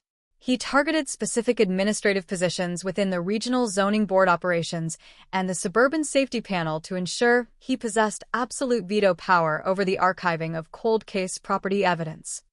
The courtroom watched in frozen fascination as a series of red highlighted alerts illuminated the digital matrix, tracking the killer's personal login credentials across hundreds of classified data transactions. The records showed that every single time a new generation of investigators or utility workers attempted to pull the historical property blueprints for the Des Plaines sector for a routine multi-year grid review, his digital profile intercepted the request within 24 hours. In the winter of 1992, when a local construction crew proposed utilizing early ground-penetrating radar profiling techniques on the specific block encompassing his old residence to prepare for a subterranean utility modernization, a command-level administrative directive signed by lead planning advisor abruptly shut down the funding for the survey line, citing suburban preservation priorities and a lack of immediate safety necessity in the historical residential zones. It was a cold-blooded chess match played against the development of forensic science and civil engineering. The predator was actively monitoring the technological landscape, using his corporate authority to kill the investigation every time science drew too close to unmasking his identity. The state argued that this pattern of behavior represented a continuous, ongoing execution of the original conspiracy to cover up the murder, an active exploitation of public and corporate office that extended the legal liability of his actions into the modern era. The defense team sat perfectly rigid at their table, their eyes fixed on the glowing terminal logs that documented the 37-year campaign of internal structural sabotage. The calculated brilliance of his defensive strategy was laid bare for the jury box. He hadn't hidden in the shadows of the city. He had hidden in the center of the light, wearing the credentials of a master planning inspector, using the very machinery of corporate residential infrastructure to suppress the voice of his victim. The prosecution then shifted its presentation from internal data manipulation to a terrifying exposure of the killer's hidden physical life outside his primary suburban properties, calling to the stand forensic materials expert Cheryl Vance. Expert Vance displayed a series of high-definition satellite photographs and ground-penetrating radar scans of a remote, 3-acre property located near the rugged foothills of southern Illinois, which the contractor had purchased under a completely untraceable corporate shell name in 1985. For over a decade, colleagues believed the isolated cabin was nothing more than a quiet weekend retreat for a hardworking, highly respected bachelor manager who spent his spare time hunting in the timberlines. However, the modern federal search of the property, executed under a top-secret national security warrant, had unsealed a secondary hidden subterranean bunker dug beneath the floorboards of an old, abandoned utility shed. The courtroom held its breath as expert Vance projected photographs of the interior of this secondary hidden bunker, a clinical, soundproof chamber reinforced with heavy industrial steel sheeting and equipped with professional-grade restraint fixtures anchored directly into the solid concrete foundation. This structure was built with an extreme level of architectural intent, expert Vance testified, pointing with a digital stylus at the heavy ventilation shafts and the independent electrical grid. The soil analysis inside the concrete seams revealed trace chemical signatures matching industrial-strength cleaning agents used exclusively in forensic laboratories to eliminate biological material. The contractor didn't build a storm shelter. He constructed a secondary, highly secure, private tactical intercept zone designed to hold human beings completely outside the grid of the civilized world. The discovery of the secondary hidden bunker sent a physical shockwave through the gallery, transforming the trial into a breathless confrontation with a dark, sprawling serial narrative that had remained invisible to the public for a generation. The prosecution introduced an itemized manifest of property recovered from the steel safe inside the secondary bunker, including dozens of pieces of women's jewelry, driver's licenses from 3 different states and worn, analog cassette tapes dating from the mid-2000s to the late 2010s. Each item was cataloged alongside a specific, handwritten date that correlated directly with an unresolved missing persons file from the regional Midwestern law enforcement networks. The terrifying implication hung over the jury box like a heavy fog. Timothy Vance was not an isolated casualty of a sudden panic. He was part of a lifelong, covert career of calculated, authoritative violence executed by a man who wore a professional suit by day and operated a torture chamber by night. The defense table erupted into a frantic sequence of objections as the lead defense counsel scrambled to launch an aggressive counterattack, attempting to separate the hidden bunker findings from the specific murder file of Timothy Vance. The attorney leaped to his feet, arguing that the items in the safe and the existence of a secondary subterranean room were entirely prejudicial and proven allegations that had no direct forensic link to the 1978 campus abduction. The prosecution is attempting to manufacture a horrific serial predator out of thin air to inflame the emotions of the jury because their physical case from 1978 is built on ancient, degraded timelines, the attorney shouted, his hands slamming onto the podium. But Assistant District Attorney Vance stood unmoving, holding a single plastic evidence bag containing a small, weathered item retrieved from the very bottom of the bunker safe, the faded, blue university student identification card bearing the name and photograph of Timothy Vance. The physical presence of the card in the modern courtroom brought a definitive, crushing silence to the defense team's arguments, locking the legacy of the veteran contractor within the absolute perimeter of his own trophy room. The card had survived over 3 decades inside the darkness of that steel safe, a silent, unyielding witness that he had carried with him through every property he managed, every promotion he received, and every regional inspection role he assumed. It proved with absolute, undeniable clarity that the tracking of Timothy Vance was a defining pivot of his life, a prize he kept hidden beneath the earth while he walked the hallways of the property development offices as a symbol of structural infrastructure safety. In the gallery, Raymond Vance stood up, his body trembling with a mixture of overwhelming grief and righteous fury, his eyes locked onto the digital display of the safe contents until federal marshals gently guided him back into his seat.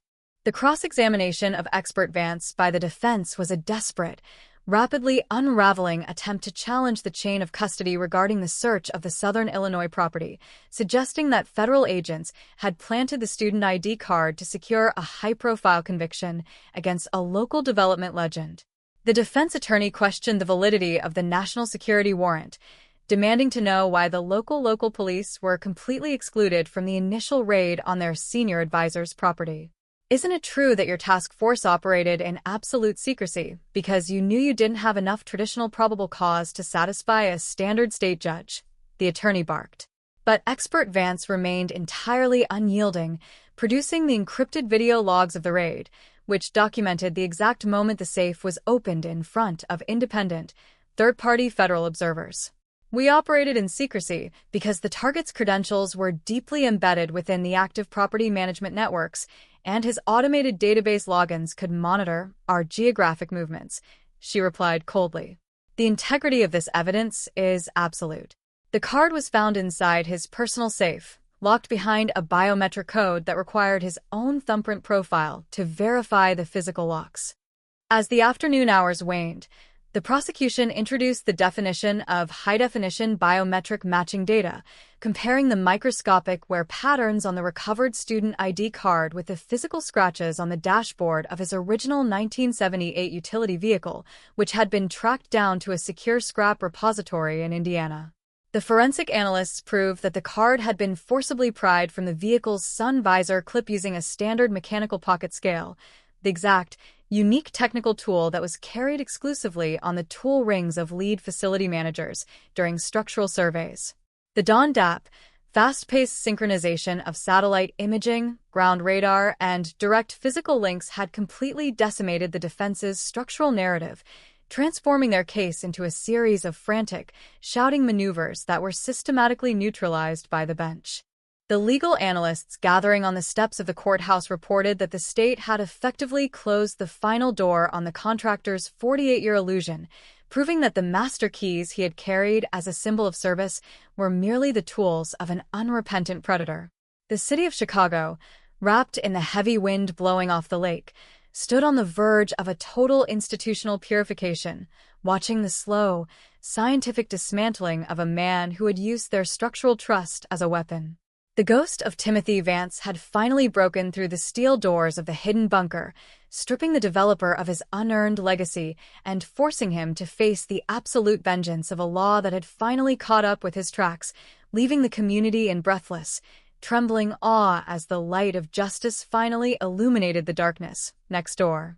The heavy limestone walls of Courtroom 4A groaned under the psychological weight of an escalating regional reckoning as the next consecutive session opened to a packed gallery of silent observers. The strategic focus of the state's case now moved past the macro-manipulation of corporate property databases, plunging directly into the highly specific, dark chronological gap that occurred immediately following the night of Timothy Vance's sudden disappearance in December 1978. The prosecution's tactical objective for this afternoon was absolute: to demonstrate to the judicial panel exactly how every single logistical movement executed by the reclusive real estate mogul between the winter of 1978 and his formal administrative stabilization in the late 1980s was part of a cold-blooded, mathematically precise stabilization of his secret subterranean kingdom.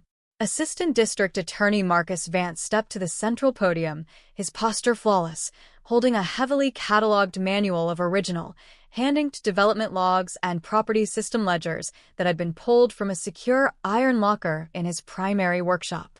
To deliver this structural narrative with clinical devastation, the state called to the stand retired forensic records analyst Dr. Julian Mercer, a man who had spent the better part of 3 decades analyzing data tracking anomalies within development firms and municipal zoning networks across Illinois. Dr. Mercer took the witness stand, adjusted his glasses, and projected high-resolution digital scans of the original handwritten daily log sheets he had submitted to the city's corporate planning board during the frantic weeks following the 1978 abduction.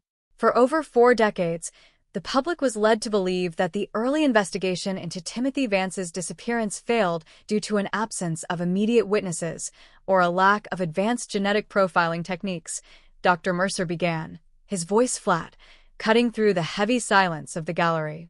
Hexagonally, when we subject the physical paper logs of the prominent local developer to modern spectrographic ink analysis, a terrifying pattern of immediate, active cover-up emerges.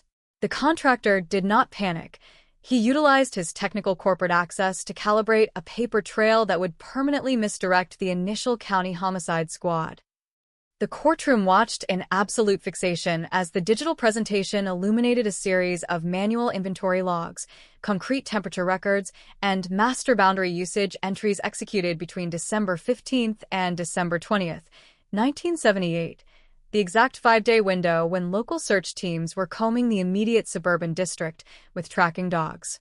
The records showed that he had manually altered the operational logs of his company, claiming that he was stationed in a completely separate, off-site commercial development zone 20 miles north of the property center during the pre-dawn hours of December 14th. However, the spectrographic analysis of the blue ink utilized on those specific lines revealed a massive chemical anomaly. The entries had been backdated using a specific brand of high-density industrial labeling ink that he didn't even order from his construction suppliers until 3 days after the disappearance took place. The state argued that this wasn't a casual administrative correction or a standard clerical error. It was a highly organized, retroactive alibi manufactured by a predator who understood that a professional development firm's physical log was the single most dangerous physical link that could bring county detectives to his residential perimeter. By utilizing his drafting pens to perfectly mimic his own earlier writing style under a magnifying lamp, he had successfully engineered an unblemished paper shield that completely satisfied the primitive, manual verification protocols of the late 20th century. The legal defense team sat entirely frozen at their table, their eyes locked onto the chemical analysis charts that effectively turned the defendant's own precise handwriting into an absolute confession of guilt. The state then advanced its presentation from paper data forgery back into the world of cold physical interactions, calling to the stand 68-year-old Richard Davies, a former senior project coordinator who had overseen the city's suburban modernization projects in 1978. Davies, his face pale as he looked across the courtroom at the digital displays, recalled a high-stakes emergency meeting that took place on December 22, 1978. just 8 days after Timothy vanished from his den. We had called a mandatory meeting of all development staff, corporate partners, and transient contractors to hand over the complete structural access badge histories and private parking logs for the entire residential quadrant. Davies testified, his hands gripping the edges of the witness box. The trusted committee member who volunteered to collect, index, and organize those tracking files for the Detective Bureau was none other than our lead contractor. He sat right across from me in the management room, wearing his corporate security credentials, entirely calm, and assured us that his office computers would handle any hardware diagnostic checks for the police. The courtroom held its collective breath as Davies produced a copy of the original file transmission receipt, bearing his sharp, precise signature in the bottom right corner. The documentation proved that the master digital access logbook for the night of December 14th, the logbook that contained the unique serial numbers of every duplicate override key that had approached the schoolyard, never actually reached the Central Homicide Squad. It had been replaced by a truncated, reformatted datasheet created on his private office computer, a document that omitted any mention of his personal developer badge profile or the unauthorized, late-night activation of the building's manual utility overrides. The prosecution demonstrated that he had used his position of supreme professional trust to act as a data filter for the authorities, systematically cutting his own electronic footprints out of the master files before the detectives even knew the data existed. The defense team, realizing the devastating structural weight of this testimony, attempted a fierce counterattack during their cross-examination of Davies. The lead defense attorney stepped forward, attempting to suggest that the administrative filing discrepancies were a natural reflection of the chaotic, paper-driven transition the management company was undergoing during the multi-million-dollar suburban modernization project. The attorney questioned whether Davies could definitively prove that he had acted with malicious intent, rather than simply compiling a massive, messy data set under intense timeline pressures from his superiors. Isn't it true, Mr. Davies, that database files, corporate work orders, and staff tracking sheets were routinely misplaced or corrupted across every sector of that historic development zone during that high-intensity winter? The attorney barked. But Davies remained entirely unyielding, his gaze fixed on the suspect. Work orders are misplaced by accident, counselor, Davies replied coldly.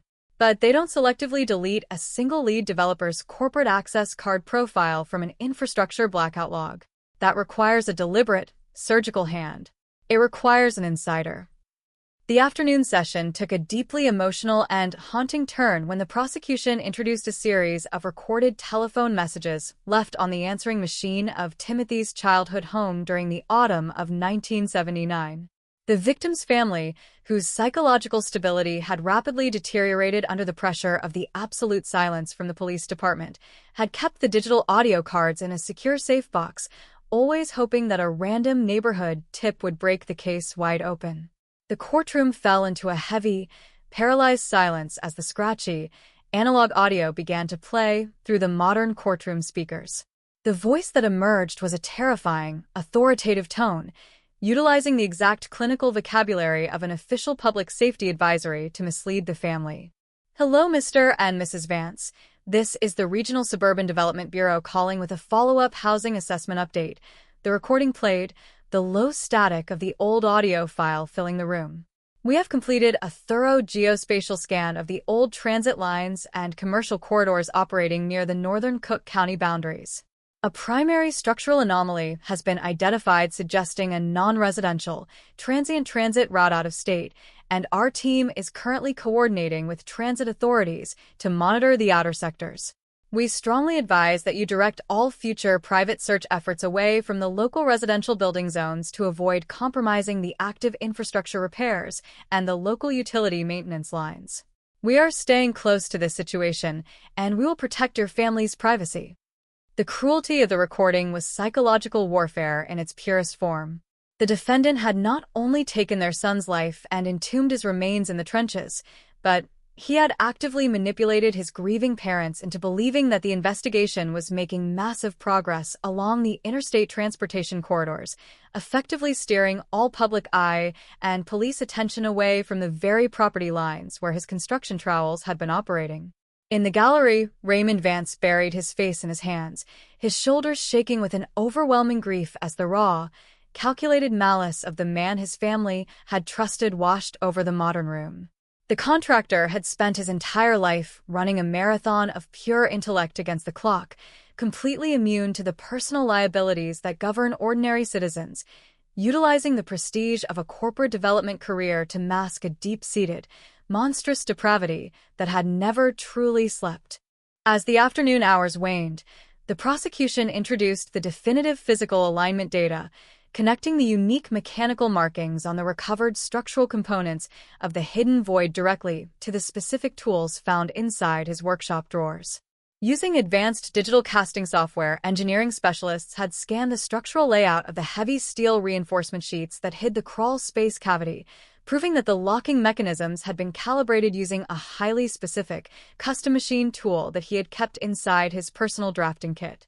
The circle of validation had tightened into an absolute, inescapable cage, proving that the tools he had carried as a symbol of personal success were merely the instruments of an unrepentant predator who had turned the building's own infrastructure into an instrument of permanent human captivity. The city of Chicago, wrapped in the heavy humidity of the July evening, stood on the precipice of a total institutional purification, knowing that the ghost of Timothy Vance had finally broken through the reinforced walls, stripping the mask of anonymity from his captor and forcing the world to confront the absolute, undeniable truth of his story.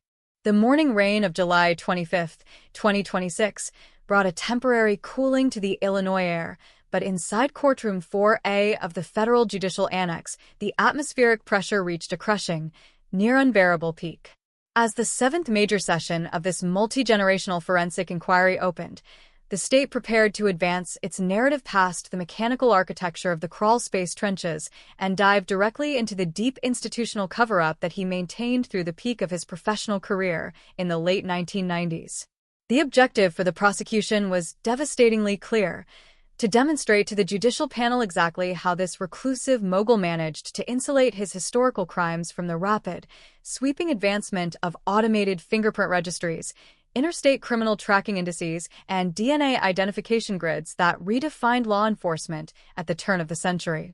Assistant District Attorney Marcus Vance stepped to the podium, his posture immaculate, holding a newly unsealed, classified database audit compiled by the Department of Homeland Security's Cyberforensics Division.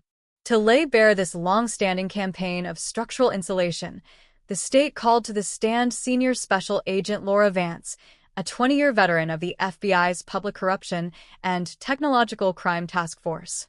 Agent Vance had spent the last 5 months conducting an exhaustive digital exhumation of his private corporate network activity logs, tracing his remote system commands from 1990 to 2002.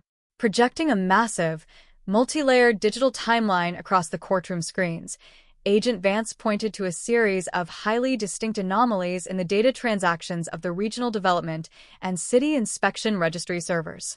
The contractor did not merely sit back and hope that time would wash away his tracks. Agent Vance testified, her voice resonant and unyielding, cutting through the heavy silence of the gallery. He utilized a highly sophisticated, technical strategy known as geospatial dossier manipulation. Because his regional zoning position contracted him to audit the structural integrity of historic suburban complexes and underground drainage corridors across the Cook County District, he possessed the unique administrative credentials to access, modify, and selectively archive the city's master subsurface mapping files without triggering standard cybersecurity alarms. The courtroom watched in absolute fixation as a sequence of red highlighted lines illuminated the digital timeline, tracking his personal remote network logins back to specific, late-night data adjustments executed during the winter of 1994, the exact period when the state initiated a massive, automated modernization of its historic housing and foundation blueprints. The records showed that whenever a municipal utility team or a private structural engineering firm requested a high-density subsurface survey line within a 2-block radius of his primary suburban properties, his digital administrative profile personally intercepted the automated queue. Using command-level legacy overrides that he had acquired during his early corporate appointments for the building development networks, he manually injected corrupted data packets or artificial radar clutter profiles into the specific sector maps encompassing his basement framework. The prosecution demonstrated that this was a cold-blooded, digital shell game executed with absolute mathematical precision. He was actively weaponizing his technical knowledge of ground-penetrating radar systems to manufacture an artificial blind spot beneath his own property. He created a digital smokescreen in the master housing preservation archives, ensuring that any standard commercial or municipal radar scan of the block would register his building's foundation bulkhead as a solid, uniform block of native masonry rather than a hollow, steel-reinforced cavity holding his hidden trophies. The defense attorneys sat completely paralyzed at their table, their fingers flat against their files as the electronic blueprints of this decades-long defensive sabotage were exposed to the public light. The state then advanced its presentation from the digital universe back into the realm of cold, physical deception, calling to the stand Dr. Raymond Thorne, a retired forensic profiling specialist who had consulted for the state's professional licensing and city management boards for over 30 years. Dr. Thorne displayed side-by-side digital scans of the physical wellness profiles, employee physical evaluation charts, and biometric fingerprint cards filed during his mandatory corporate renewals for his senior regional development certifications between 1988 and 1998. The data revealed a terrifying anomaly that completely unmasked the hypervigilant discipline the developer practiced every day of his adult life to evade the automated identification systems of the modern world. When an individual applies for or renews a high-level master land operations license, they must submit a full set of biometric fingerprints to be run through the automated integrated criminal identification networks, Dr. Thorne explained, using a digital stylus to trace the microscopic ridge lines of the prints on the screen. When we analyzed the historical fingerprint submissions from the early 1990s, our automated enhancement algorithms detected a highly specific, unnatural distortion along the primary friction ridges of both index fingers and thumbs. This wasn't the result of a natural medical condition or casual workplace scarring. Someone had deliberately, systematically subjected their fingertips to localized, low-intensity chemical acid burns and targeted abrasive mechanical resurfacing over a period of years, subtly altering the microscopic minutiae points just enough to prevent the early generations of automated fingerprint matching algorithms from linking his prints to the unindexed partial latent prints recovered from Timothy Vance's apartment artifacts back in 1978. The gallery let out a low, collective murmur of profound horror at the reading of the forensic report, the raw, terrifying discipline of the defendant laid bare before the jury box. The killer had lived his entire life with the calculated mindset of an intelligence operative behind enemy lines, actively self-mutilating his own skin in the privacy of his workshop to ensure that his biological signature would remain a ghost inside the state's expanding criminal registries. He understood that as technology advanced, his primary vulnerability lay in the microscopic details of his own body, and he systematically executed an ongoing, clinical assault on his own biometrics to preserve the absolute anonymity of his hidden crawl space fortress. The prosecution then shifted its focus to the social and professional circles navigated within the elite residential and neighborhood preservation committees of Cook County, proving that he utilized his immense professional prestige as an emotional radar shield to completely blind the community to his dark, dual existence. The state called 64-year-old Evelyn Sinclair, a prominent civic organizer who had served alongside him on the Historical Preservation Society and various historic safety boards throughout the late 1990s. Sinclair, her voice trembling with a mixture of deep betrayal and absolute disbelief, looked directly at the digital display showing the interior of the concrete trenches that had been dug beneath the house she had visited for routine operations.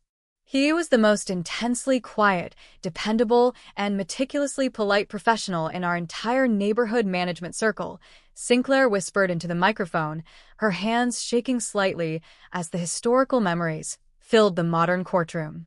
He donated his personal structural advice to help preserve our historic suburban structures, spent hours drafting free safety assessments for our local facilities, and was a constant, respected voice for historic preservation.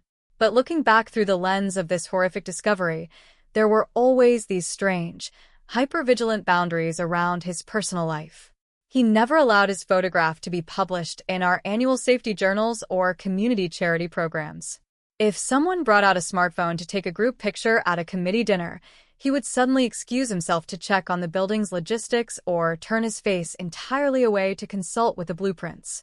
We always assumed he was just a humble, old-school manager who shunned the modern digital spotlight. Now, it turns my stomach to realize he was actively hiding his face from national facial recognition databases while pretending to be a guardian of our neighborhood's sanctuary. The state immediately produced several high-resolution group photographs from those historical preservation galas where he had failed to evade the camera lens entirely. Using modern digital enhancement software, the prosecution zoomed in on the prominent developer's eyes in a 1996 committee group photograph taken at a restoration site. The look captured on his face wasn't one of professional pride or community celebration. It was a cold, hypervigilant, razor-sharp glare directed toward the extreme edge of the frame, the look of a hunted predator who understood with absolute, mathematical certainty that every single flash of a camera bulb carried the technological potential for total public exposure and institutional ruin. The prosecution argued that these images proved he was a man trapped in a golden cage of his own engineering, forced to maintain a flawless, unblemished public persona just to keep the authorities from ever looking too closely at the historic masonry beneath his basement floorboards. The cross-examination of Sinclair by the lead defense counsel was a calculated, aggressive attempt to separate the asset portfolio of the estate from the horrifying nature of the crime, trying to paint the developer as a deeply flawed, complex individual who had nonetheless dedicated his later years to genuine corporate service and architectural preservation. The attorney questioned whether a man who had spent decades protecting historic structures and supporting area development could truly be characterized as a heartless, unrepentant monster from his early years. Is it not possible, Mrs. Sinclair, that the man you knew was a truly dedicated professional who spent his entire adult life contributing to the progress and safety of this historic complex with absolute professional fidelity? The attorney barked, his voice echoing through the silent room. But before Sinclair could respond, Assistant District Attorney Vance leaped to his feet with an immediate, thunderous objection that shook the gallery. Objection, Your Honor. Corporate prestige purchased with the stolen life and total isolation of Timothy Vance is not public service. It is an ongoing criminal concealment executed through the exploitation of our city's residential trust. The judge sustained the objection instantly, ordering the jury to disregard the defense's line of questioning, but the psychological battle lines had been clearly drawn. As the afternoon session drew to a close, the prosecution introduced a series of confidential financial ledger logs from 1998 that showed he had begun quietly restructuring his massive real estate assets and legacy savings accounts into automated corporate trusts managed through highly secretive real estate investment holding groups. This evidence dealt a lethal blow to the defense's financial protection stratagems. It proved that even in his final years before retirement, as ground-penetrating radar systems became commercially common in commercial construction, the developer was actively calibrating a secondary financial escape hatch to insulate his wealth from future legal exposure.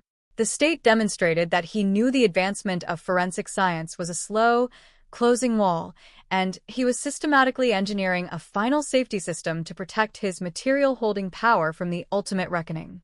When the court adjourned for the day, the crowds gathering outside the federal judicial annex had grown to unprecedented proportions despite the continuous evening wind, with local residents standing beneath a sea of bright streetlights to discuss the terrifying, lifelong discipline required to maintain such a massive deception in plain sight. The city was no longer just mourning a brilliant student who vanished on a winter night in 1978. They were confronting the realization that a human being could completely dissolve his own guilt, step into the highest structural planning circles of an elite neighborhood complex, and walk through the halls of residential authority for decades without a single shred of human remorse. The trial was rapidly hurtling toward its final, explosive chapters, and the ghost of Timothy Vance had finally broken through the false panels, pulling the history down into the dark earth where the truth had waited for so long to be brought to light. The morning of July 28, 2026, brought a heavy, stagnant humidity that seemed to weigh down the very walls of courtroom 4A, yet the spectators inside the Federal Judicial Annex sat in rigid, breathless silence. As the 8th session of this extraordinary cold case trial commenced, the prosecution prepared to unveil the most technologically advanced and damning phase of its case, the absolute synchronization of modern digital forensics with the historical physical evidence from 1978. Assistant District Attorney Marcus Vance stepped to the podium with a cold, unyielding confidence, carrying a black encrypted hard drive that contained the results of a multi-agency digital exhumation. The state's objective was to dismantle any remaining doubt regarding the exact timeline of the crime, proving that while the contractor was hiding behind a wall of command-level corporate authority in downtown Chicago, his digital ghost was actively betraying him across decades of systemic deception. To deliver this forensic hammer blow, the prosecution called to the stand Dr. Eris Vance, the chief mobile forensics and cellular triangulation specialist for the Department of Homeland Security.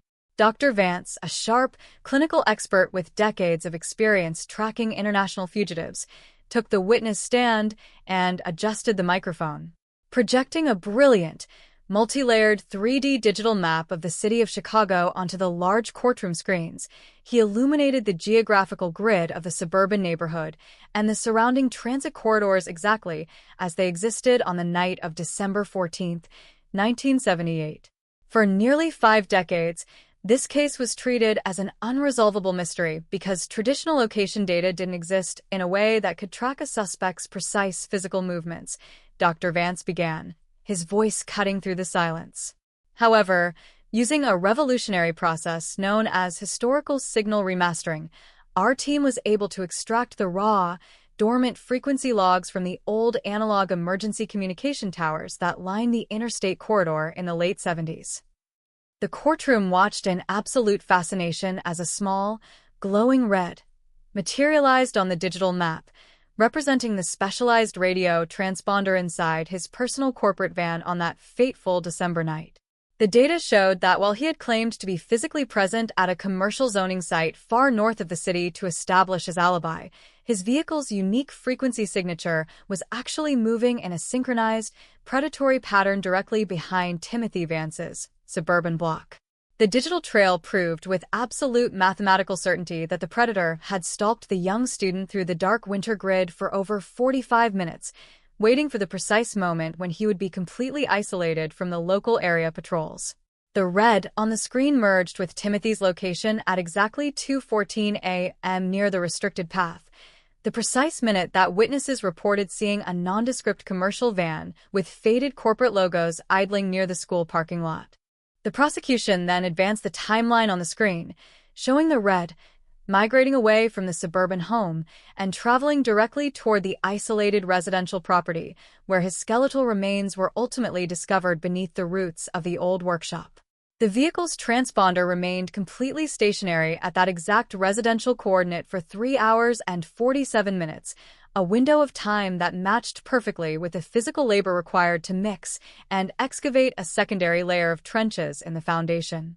The defendant did not realize that, even in 1978, his specialized vehicle systems were leaving a permanent, indelible footprint in the electromagnetic ether, Dr. Vance testified, pointing to the glowing cluster of data on the screen. He thought the darkness of his property would shield him from the eyes of the law, but science has allowed us to look back through time and watch him execute his plan in real time.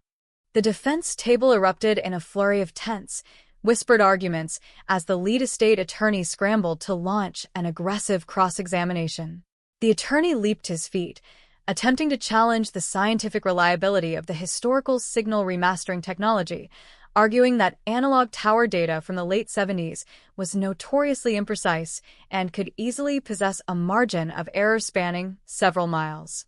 Isn't it true, Dr. Vance, that atmospheric conditions, severe winter storm interference, and tower degradation could cause these ancient emergency frequencies to bounce, placing my client at the residence when his radio was simply experiencing a routine technical malfunction?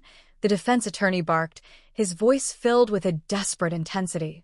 But Dr. Vance remained entirely unshakable, producing a secondary, independent data set derived from the automated logs of the municipal power grid. We accounted for signal variance, Counselor, Dr. Vance replied coldly. The vehicle's transponder data is perfectly backed by the automated digital timestamps of the grid updates along the access road. His specific unit tripped the hardware sensors at 2:38 a.m., and his vehicle logged a return code to the city lines at 6:25 a.m. The machine does not lie, and it does not feel pity. The prosecution then shifted from digital mapping to a horrifying examination of the physical tools used to execute the cover-up, calling to the stand forensic materials expert Dr. Helena Rossi. Dr. Rossi displayed a series of high-magnification electron microscope photographs of the rusted iron implement that had been recovered from the shallow trenches alongside the remains during the initial excavations. The images revealed microscopic fragments of specialized automotive paint embedded within the rusted pitting of the metal tool. We conducted a chemical spectrographic analysis of these paint fragments, Dr. Rossi explained to the jury, her tone clinical and devastating. The compound matches a highly specific, custom-blended industrial lacquer used exclusively on the fleet of 1977 model utility trucks deployed to the corporate engineering division. This tool wasn't an item found randomly in the yard. It was pulled directly from the equipment rack of the defendant's own truck to finish the work he began near the school gates. The emotional apex of the afternoon session arrived when the state introduced a newly discovered piece of evidence retrieved from an old, dusty storage locker in downtown Chicago that had been rented under one of his earliest fraudulent internal aliases. Inside the locker, modern investigators had found a sealed magnetic tape containing a video recorded at a corporate commendation ceremony in late 1980, just 2 years after the murder.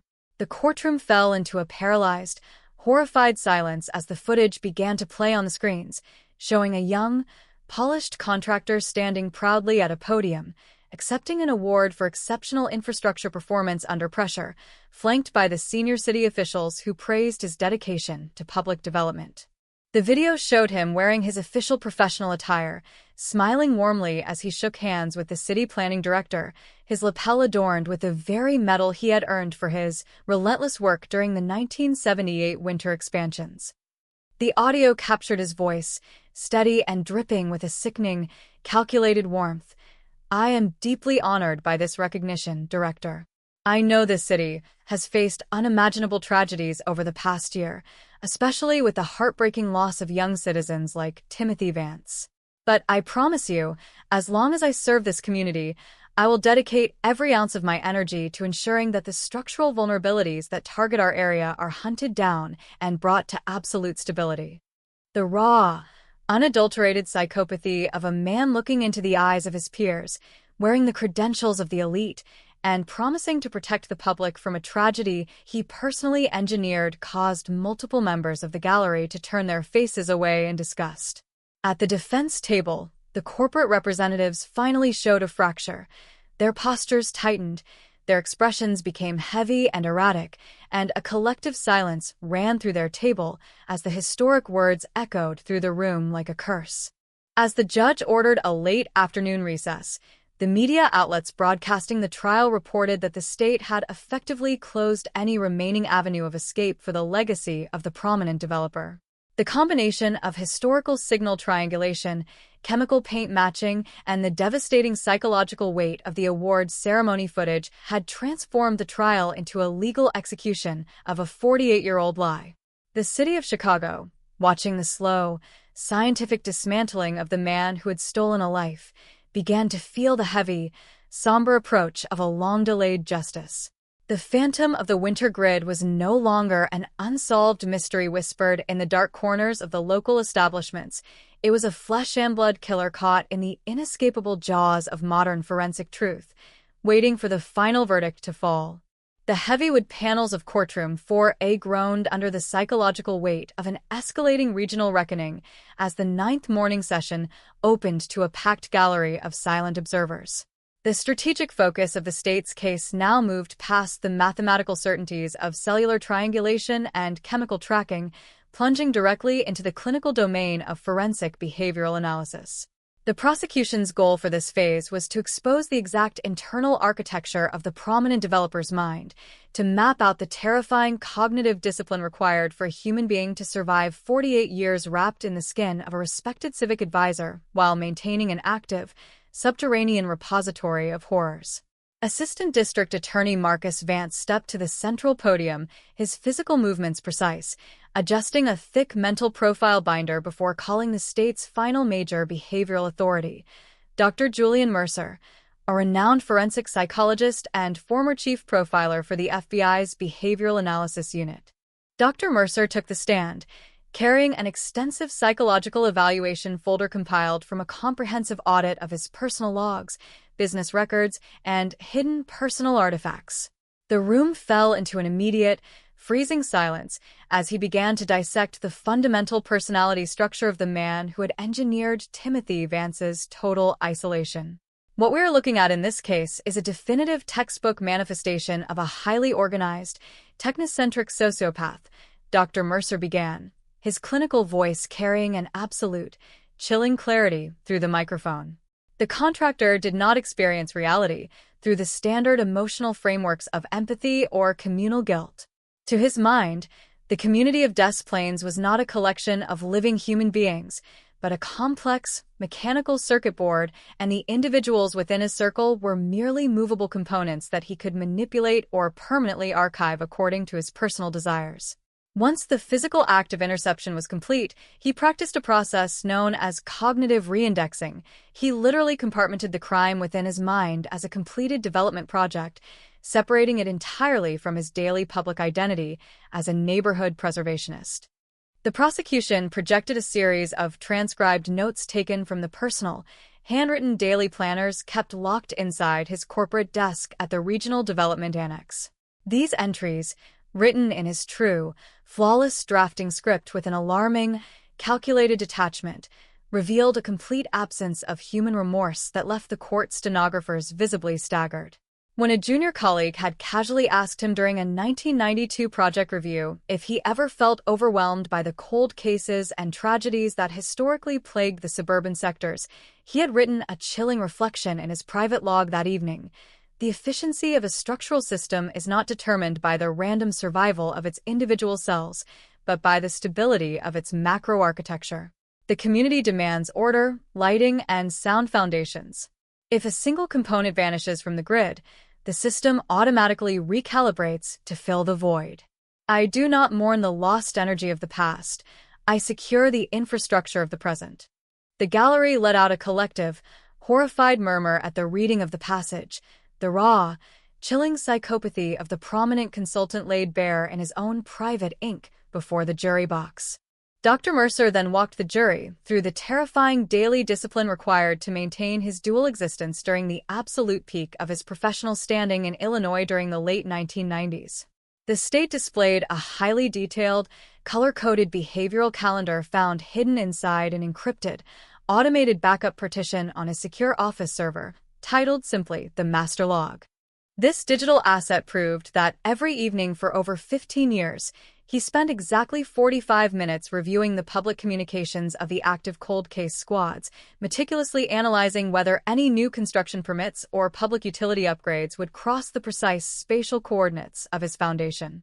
The log included lists of junior civil engineers who had shown an interest in updating the neighborhood's old subterranean radar maps, notes on whether any old high school acquaintances had attempted to re-interview witnesses, and detailed records of his personal biometric alterations compared to the forensic markers held in the state repositories. He lived his entire adult life in a state of total structural mobilization, Dr. Mercer testified, pointing with a laser stylus to the rigid schedule on the screens. Every professional consultation he gave to city board, every handshake he offered to a local developer, and every quiet, polite smile he flashed at those neighborhood safety meetings was a calculated tactical maneuver designed to secure his perimeter. He could never allow himself to form uncalculated personal relationships, and he could never speak without filtering his words through an internal matrix of self-preservation.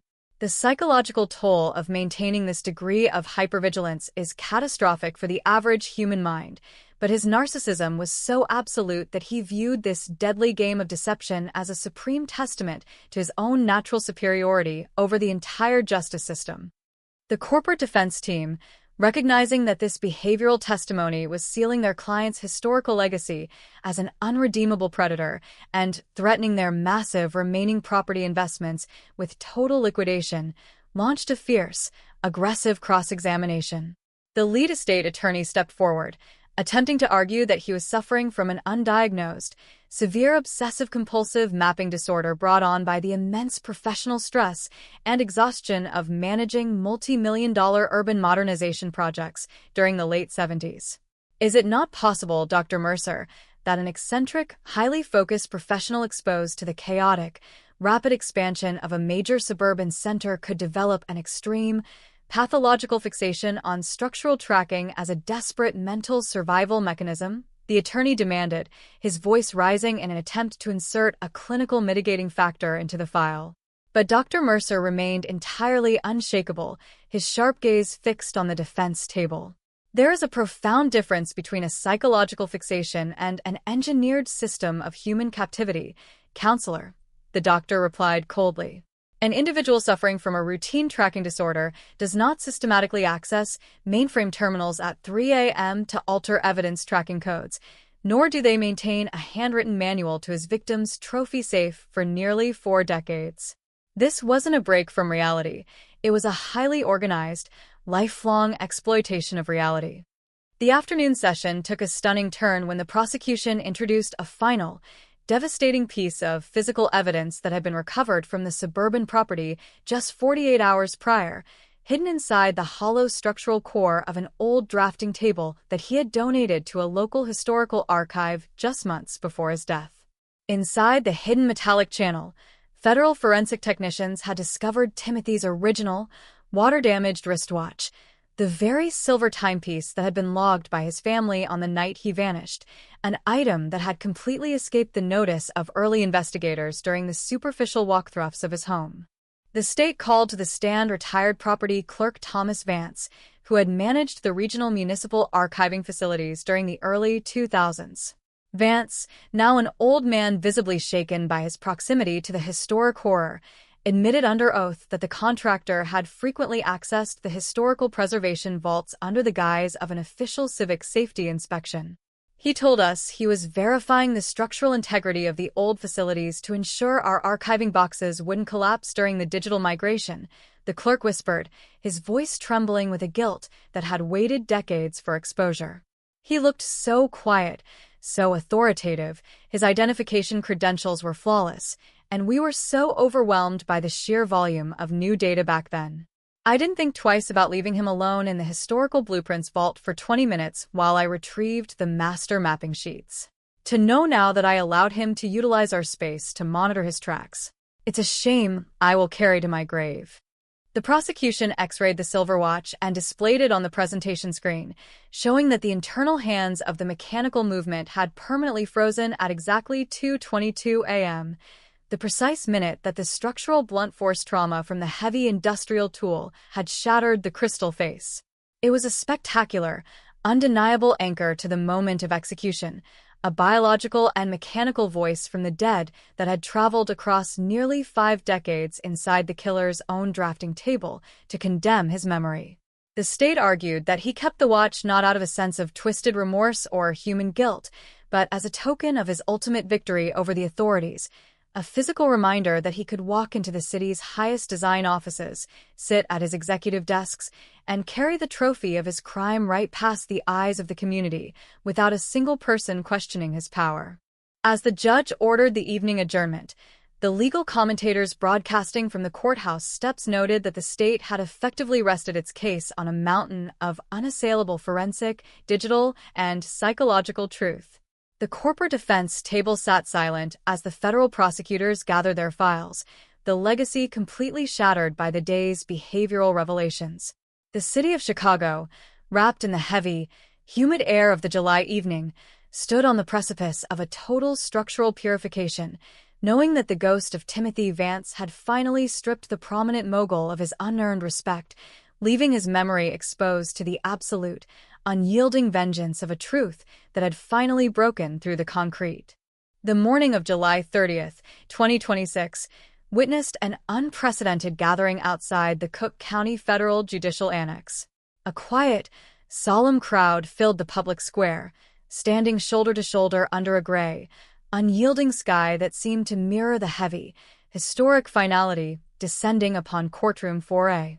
Inside the chamber, the atmosphere had shifted from the analytical precision of the past days to a suffocating, almost theatrical tension as the trial moved into its penultimate phase, the closing arguments. The state had built an unassailable fortress of evidence, linking the digital ghost trail of the 20th century to the advanced geometric engineering of the 21st.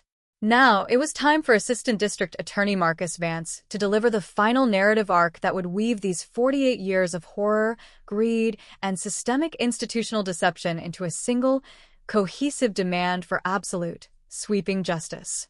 Vance stepped to the center of the courtroom floor, his posture immaculate, his gaze scanning the faces of the judicial panel who had sat through weeks of devastating, world-shattering testimony.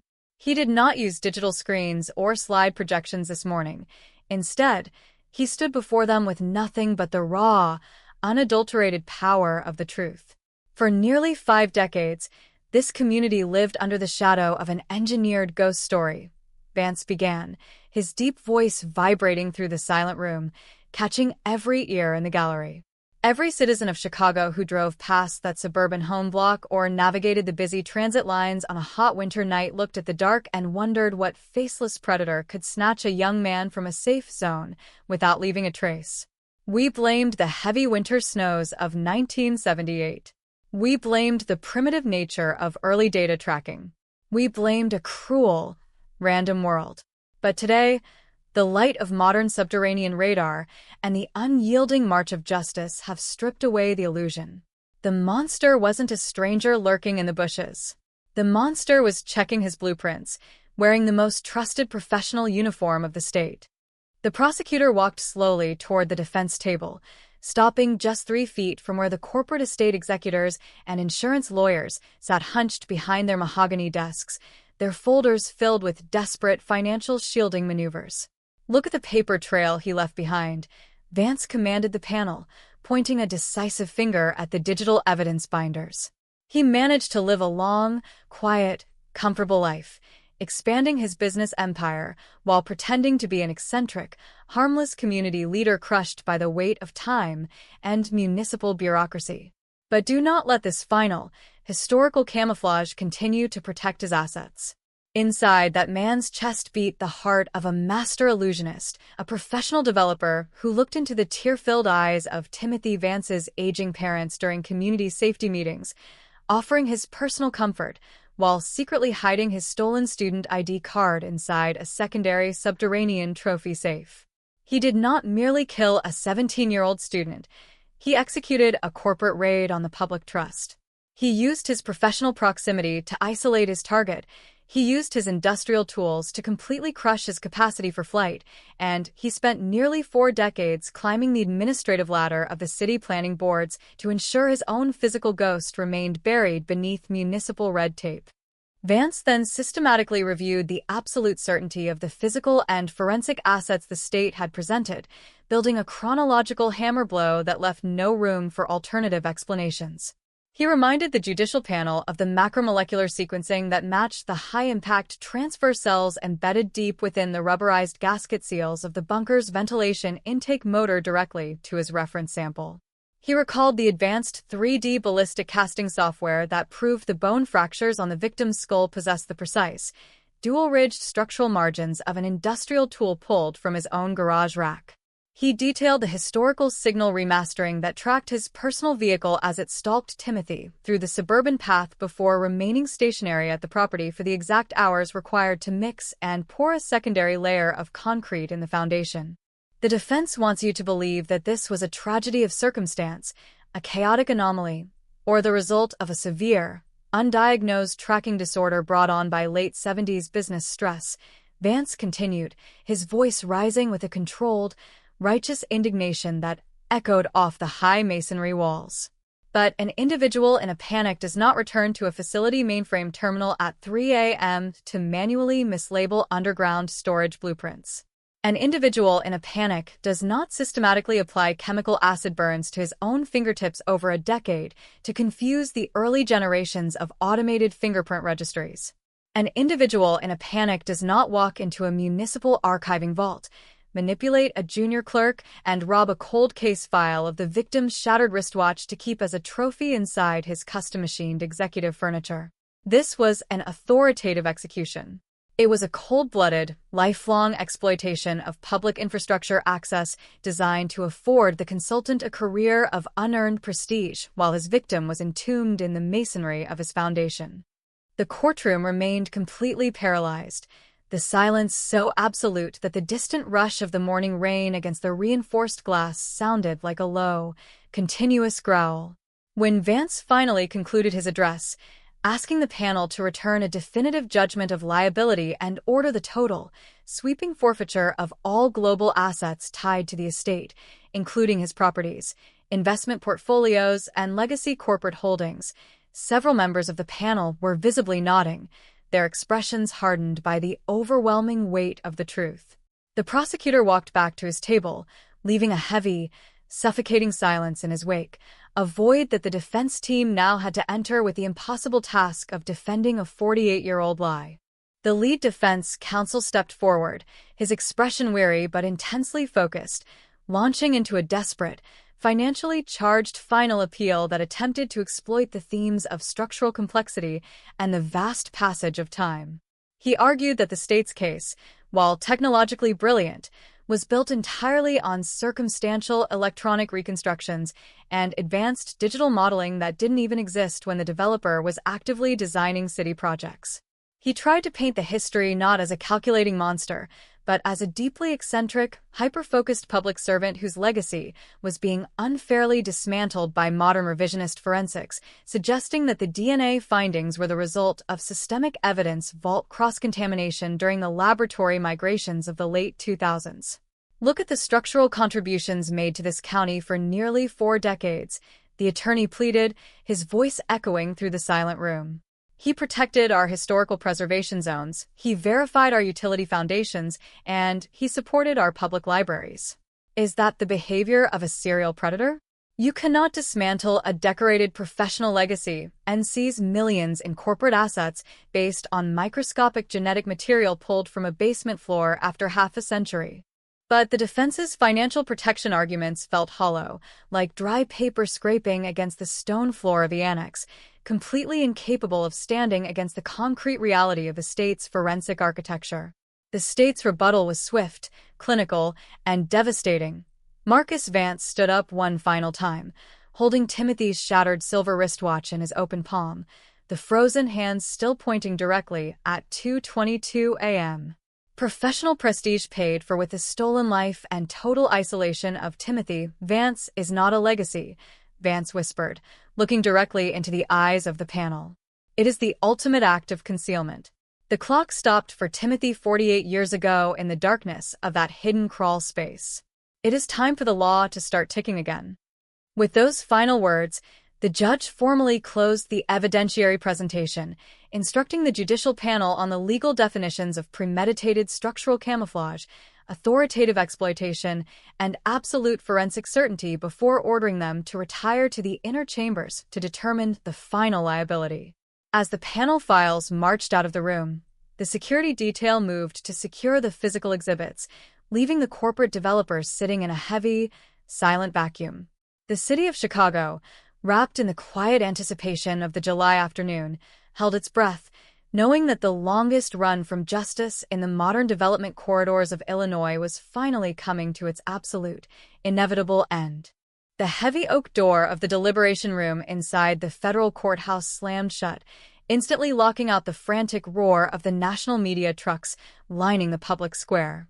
Inside that private, high-stakes chamber, the judicial panel sat down at a long mahogany table, surrounded by boxes of multi-generational evidence, high-resolution forensic charts, and the chilling, unyielding reality of a 48-year betrayal.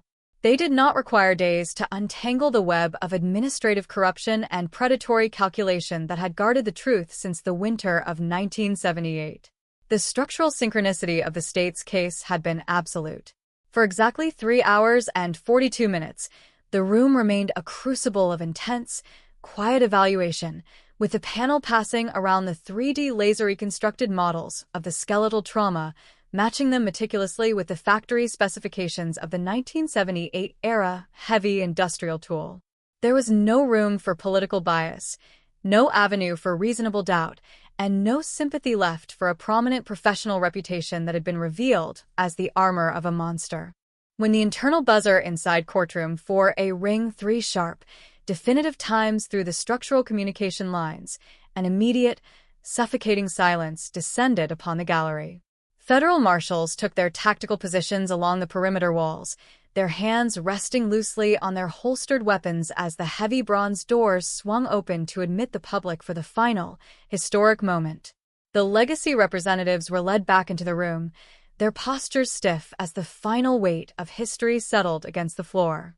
The table, which had navigated the political echelons of the city for nearly half a century with absolute confidence, now appeared entirely deflated, their look a pale, weathered gray beneath the harsh gallery spotlights.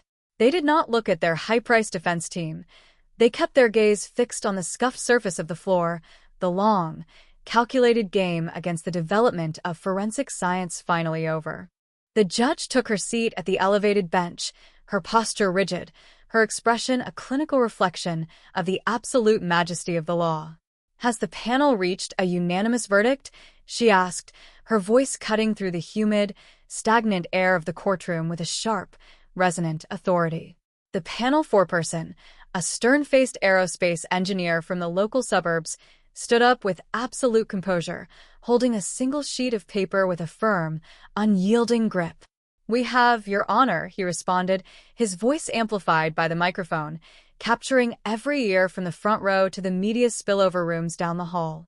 The clerk stepped forward, taking the document, her voice echoing through the breathless chamber with a steady, clinical rhythm that dropped into the silent room like a sequence of artillery fire. On the first, most severe count of historic first-degree aggravated murder, the panel found the record of the state liable. On the second count of kidnapping and authoritative abduction, liable. On the third count of grand theft of evidence and destruction of public records, liable. On the final count of systemic fraud and the criminal exploitation of professional trust, liable. Each pronouncement was a devastating, unassailable hammer blow that permanently stripped the memory of its unearned legacy, returning the stolen narrative of December 14, 1978, to the victim who had waited beneath the hidden foundations for 48 years. In the front row of the gallery, Raymond Vance closed his eyes, his weathered hands tightening into fists as a deep, shuddering sigh of pure, exhausting relief escaped his lips. The multi-generational campaign he had waged to keep his brother's memory alive had finally reached its destination. The shadow of the unknown identity that had poisoned his family's history had been dissolved, replaced by the absolute certainty of a judicial conviction. Across the aisle, several retired partners sat in absolute, frozen shock, their faces drained of color as the total degradation of their corporate legacy was stamped into the permanent archives of the state. The legal advisors, however, did not flinch, they did not cry out, and they did not offer a single human reaction. Their jaws merely tightened into a rigid, defensive lock as the reality of total administrative erasure settled into the case file. Before passing the final civil asset orders, the judge turned her sharp, unforgiving gaze directly onto the empty defense table, allowing a long, agonizing silence to fill the chamber until the tension inside the room was almost physically palpable. This case represents a unique, terrifying stain on the history of Illinois real estate and public trust, a record whose level of calculated depravity and cold-blooded institutional manipulation has left this entire metropolis profoundly traumatized, she said, her voice vibrating through the microphones. The predator did not merely take a human life in a moment of youthful panic or tactical stress. He weaponized the very trust granted by the citizens of a city. He used his professional proximity to isolate a 17-year-old student. He used his specialized industrial equipment to crush his defensive posture, and he spent nearly 4 decades using the promotional ladder of the urban development boards as a personal shield to hide the blood on his tracks. The state will not allow this unearned legacy to survive. There is no corporate shield deep enough, no reputation decorated enough, to wash the malice from this history. With a sharp, decisive strike of her gavel that sounded like a gunshot through the silent room, the judge handed down the maximum possible asset forfeiture orders allowed under federal and state statutes. The total, immediate liquidation of all properties, investment portfolios, and legacy trusts to fund national forensic identity units.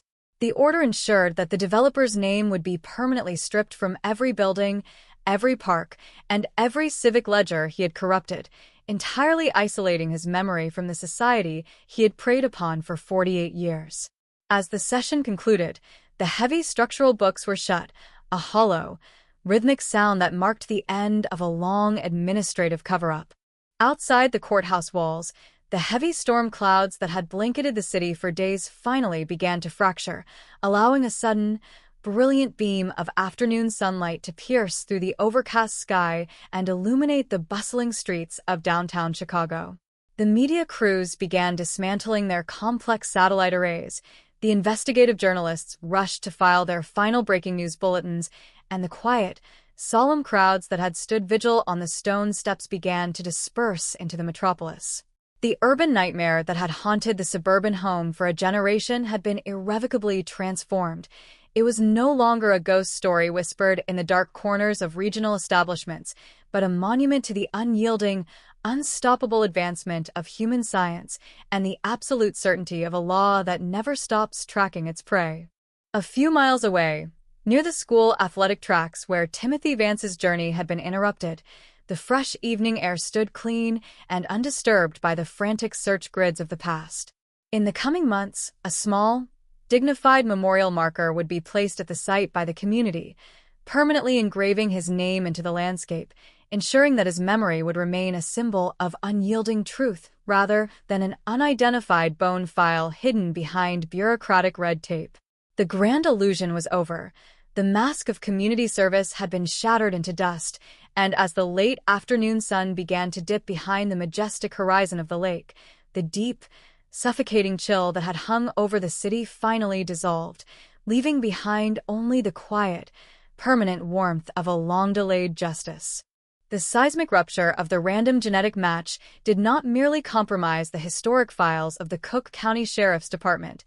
It permanently severed the structural peace of the entire Illinois residential elite. As the oppressive evening heat of July 2nd, 2026, hung heavily over the limestone facade of the Chicago Judicial Annex, the clinical, agonizing logistics of Timothy Vance's 48-year erasure began to emerge from the dark, unventilated cavities of the preserved suburban foundation. The initial neighborhood relief of finally unmasking an elusive, historic urban mystery vanished instantly, replaced by a deep, systemic dread as federal forensic teams, clad in heavy white protective suits, initiated a meticulous, millimeter-by-millimeter extraction process inside the old crawl space boundary. The national media infrastructure had completely colonized the tree-lined Des Plaines block, their high-intensity broadcast towers cutting through the heavy Midwestern air, casting long, stark shadows over the very pavement the contractor had navigated as a model citizen for decades.